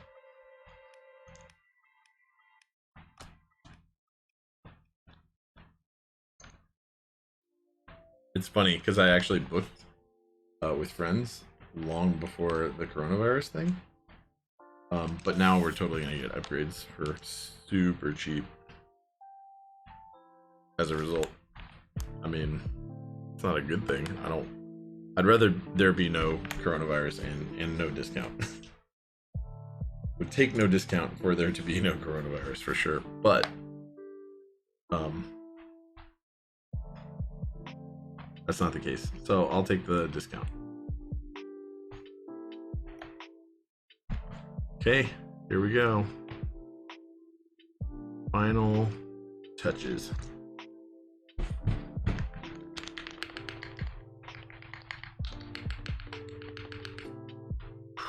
So good. I like it.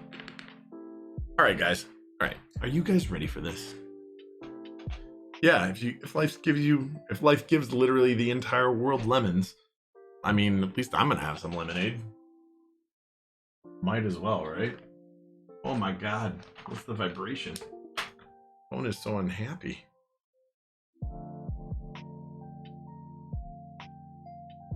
So unhappy.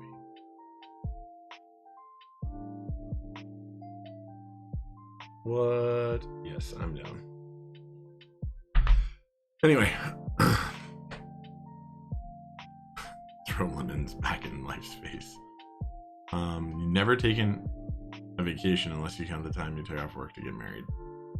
I mean, I think I count that. What if like is, well, I mean, life's gonna die, I guess, if it's allergic to them. Yeah, so, oh, man, the concern. Love this community. Look at that. All right.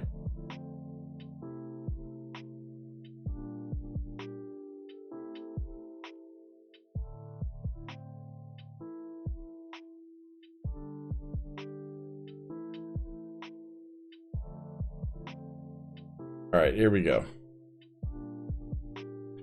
We are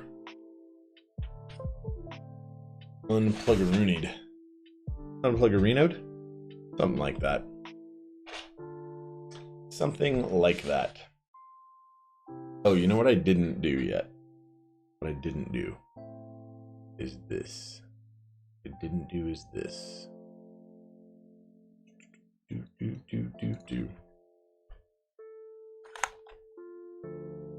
And put these bump-ons on. It does make a difference for the sound. Let's get that going.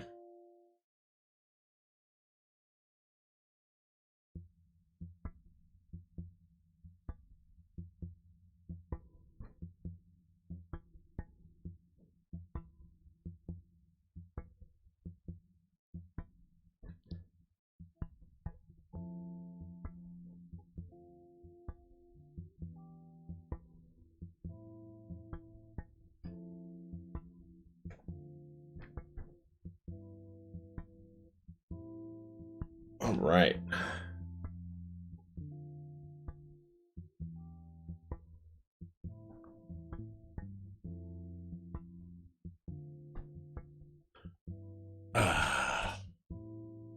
Here we go. Jerk Chicken, what's up, man? Black inks. Can't go wrong. I agree. Black inks are pretty great. All right, so let's listen to a little sounds.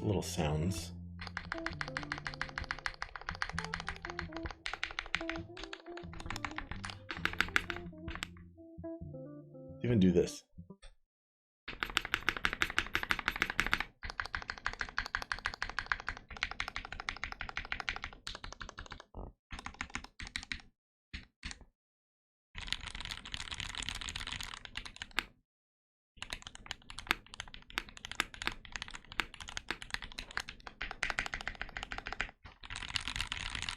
Of course, Jerk Chicken.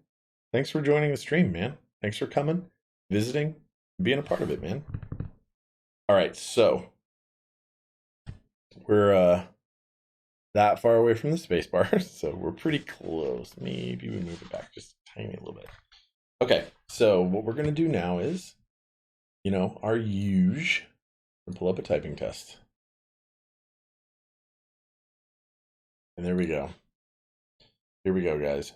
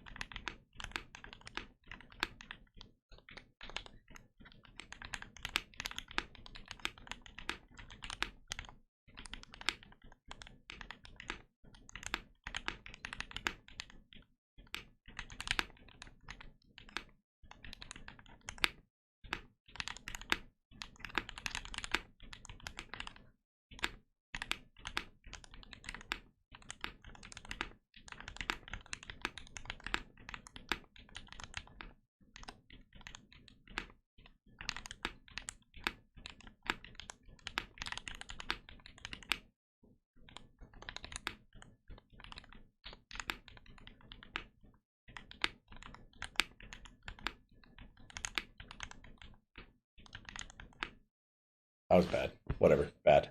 Bad. But the sound. Now the sound. That's amazing.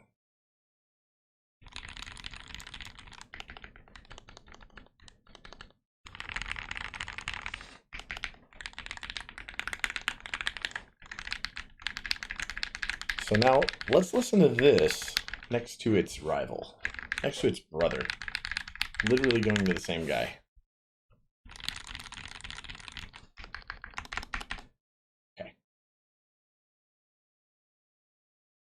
Same owner.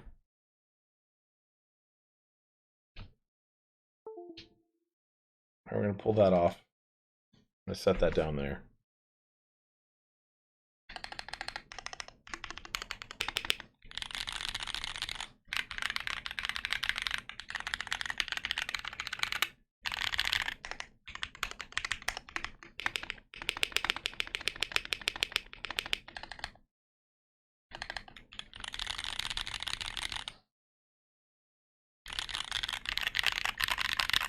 Okay, that's aluminum.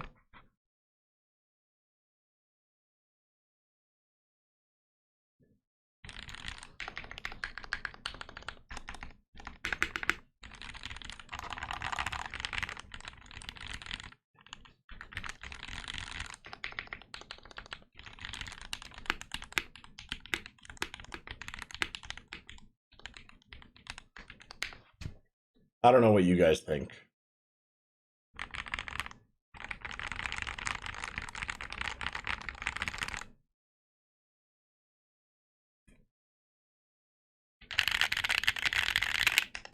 Both brass plates. Aluminum, polycarbonate. Both brass plates, both full brass plates. Fully Pandas, Lubed Gateron's. And they both have the MkII Ultra foam in them. So as a more apples to apples comparison, to keep them in line with the keyboards, or in line with the microphone, right? 9OL. Well, we're on the other side of the keyboard, right? So 6YH.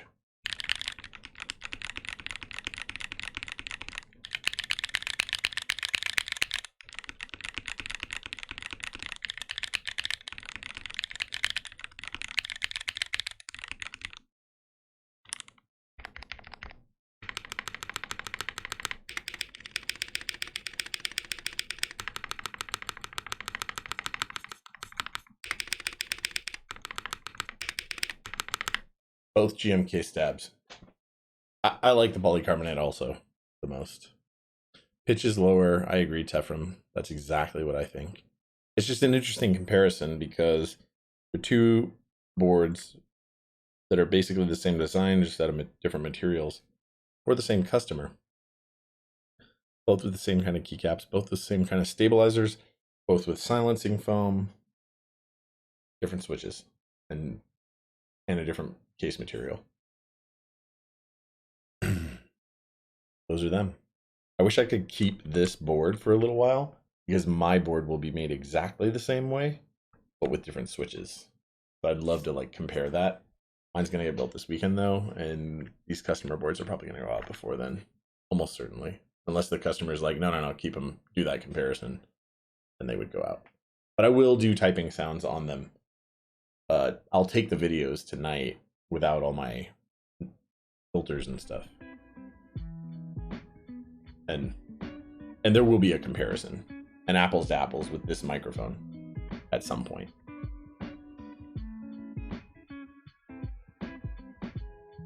Yeah. No. Brass sounds great. People who are like, oh, brass is too high pitched. I mean, okay. I beg to differ, but okay.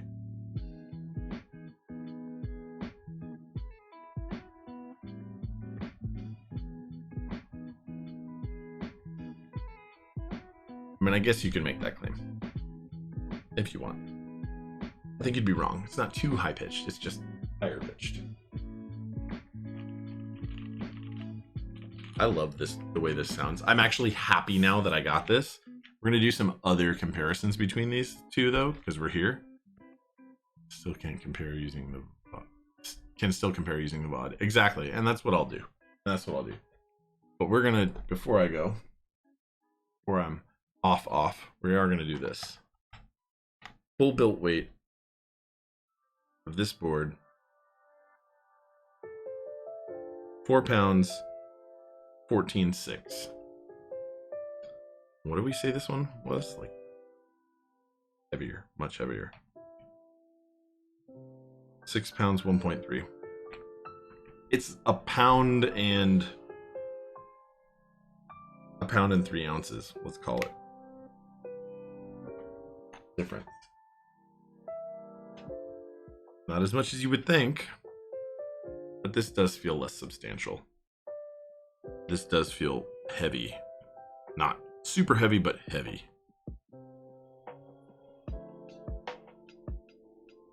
So here we go. This is the 2-part series of customer. Oh, why do these look different? Nope, the angle does look the same.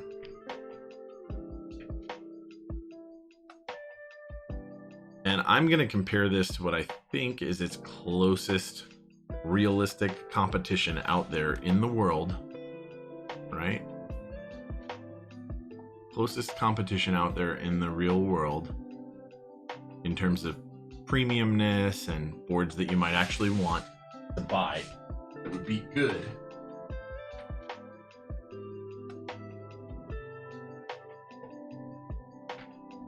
But not break the bank expensive and worth having still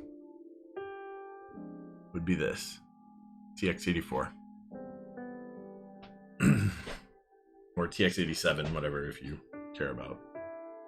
And this board is heavier yet than this, like at 8 pounds, I think. 7 and change. SE is 8 pounds. What did we say this board was?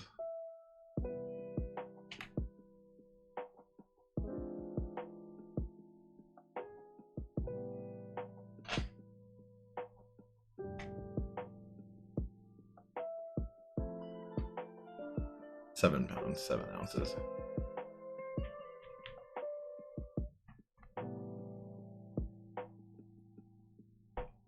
Okay, so it's heavier.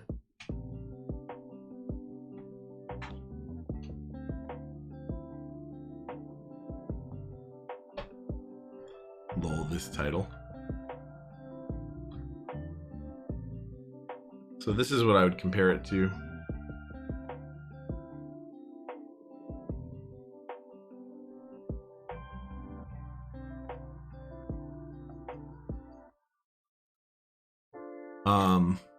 Vacuum are muted, but the mods sound different than the alphas on the poly. I'll take the PC. I think it seemed like a win combo. FIK, thanks for the new follow, man. I appreciate that. I really, really do. And the van, I don't think I miss you, but thank you for following. TO6 Laser, thank you for following. Clacky Gears, Flavier, Fondat. I don't think I missed all you guys, but either way, just calling them back out. Got a 1.2, a Matrix 1.2 sitting here. I do not, Muzi. I have built one though recently, and I don't think I posted sounds. Maybe I did. I'd have to look on YouTube. You should go look. In fact, go ahead and sub, because there will be, if there is not, typing sounds from a 1.2 OG. And I'm probably going to be building another 1.2 OG really soon.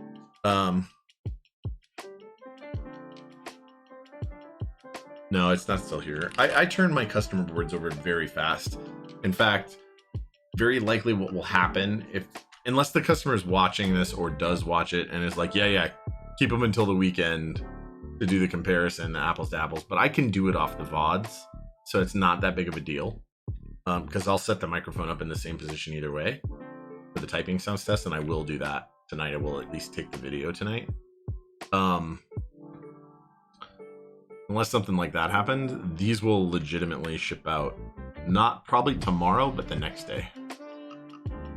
Like, worst case scenario, well, no, this will ship out Friday. I was doing it literally the next day, but it just puts too much stress on the end of a build night. So this is these guys' nearest competition. And if you, here, I'm just gonna kind of briefly generally point in all of their directions, right?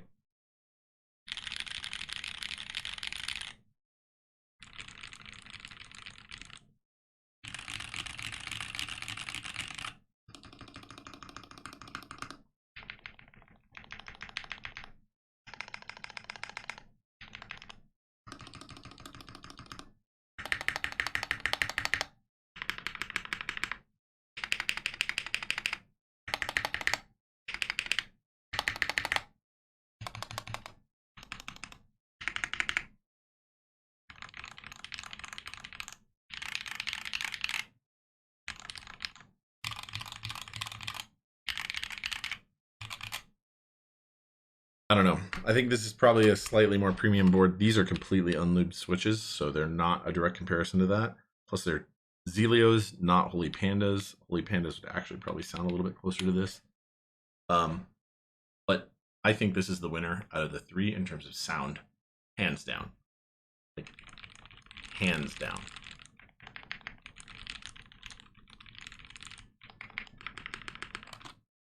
I think this is a much louder board than both. But it's the real competition. It's the realistic competition. This is the winner for me. And it has linears, and I'm not a linears guy. This has tactiles, and I think it sounds less good than this. So, there you go. That's my opinion.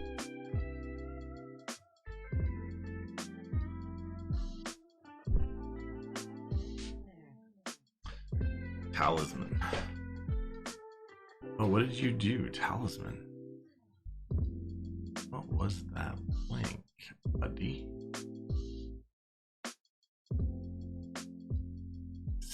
Send your address. Leave it in Discord. Nice. That socials command come. Okay, so he sent it above that. Confused. Kiba build. Oh no, you clipped me.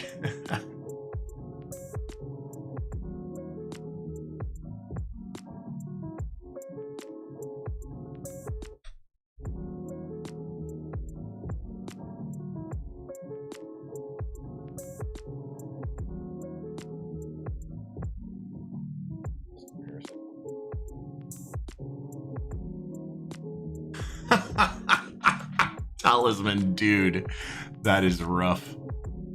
Incorrectly demonstrating the use of a split keyboard. Nice. Appreciate it, buddy. Appreciate it. Someone else did that and used your name. Whatever. Sure. All right, guys. Thank you so much for watching tonight. Seriously, I really appreciate your guys' time. Are you guys hearing double sound somewhere? Or is this just weird? Yeah, it's just weird. All right. So anyway, thank you guys so much for tonight. I really, really enjoyed you guys watching, hanging out. You know, just generally being stand-up community, talking to each other, talking to me.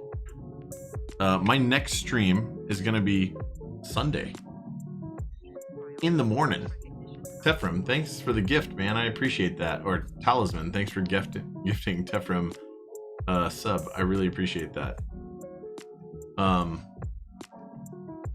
Yeah, so I have been doing afternoons, but I started at like 10 a.m. this last Sunday, and a lot of European people wanted to watch. And honestly, like, I want those guys to have a good experience too. A lot of people joined in. It was a good time for me, at least for my stream. So I think I'm going to try it again and see how it works out. And I'll try it a few more times. And if the Sunday morning thing works out, it will be super early. It's going to be like 10 a.m. Pacific. So that's like noon Central or 1 for everybody else, you know. Yeah, and well, a lot of people were there, and it seemed like they really liked it. So I'm definitely going to keep my Wednesday night stream for the time being. I don't see it going away. We have a bunch of viewers. Thank you guys, seriously, for being here. I really appreciate it. We don't always have quite that many, and there's Wednesday night's contentious, but it's a good night for me, and I want to stay true to it. But we're going to try some other stuff for sure. Sundays are still going to stay, I think, for a while, but we'll move it around. Anyway, guys, thank you. Seriously.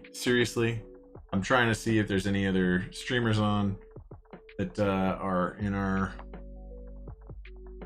community, and I don't think there are. There's Tumblebug. Who is that? How did that even get in my... I don't remember following that person. There's Critter Vision, which I like. You know, that's always cool. Is Tumblebug, League of Legends streamer with 28 viewers right now. Does that person do keep streams? Is that how they joined in? It's really confusing if not. Who is the keybologist? Good night, everyone. Yeah. Racing Giraffe wants Critter Vision. I like Critter Vision, and there are actually critters on Critter Vision, so we're totally going to do it. Because I don't know who that other person is, and no one has said, yes, that's what that is. Oh, wait. Talisman said Kia and Pleef? Talisman, are those streamers that are active right now? Is it possible that there's two that I don't have? Oh, okay, good. Yeah, I'm gonna do Critter Vision because I like them. Thanks so much, guys, for your awesome support. Seriously. And I'll see you guys again soon. I really, really will. And until then, you know, keep clacking away, have fun, and you know, let me know if anything cool pops off. Any cool boards that I didn't make, that I didn't see. See him make money. That's rough. That's not gonna be my outro ever, but it's cool. All right, take it easy, guys. Talk to you guys later. Bye.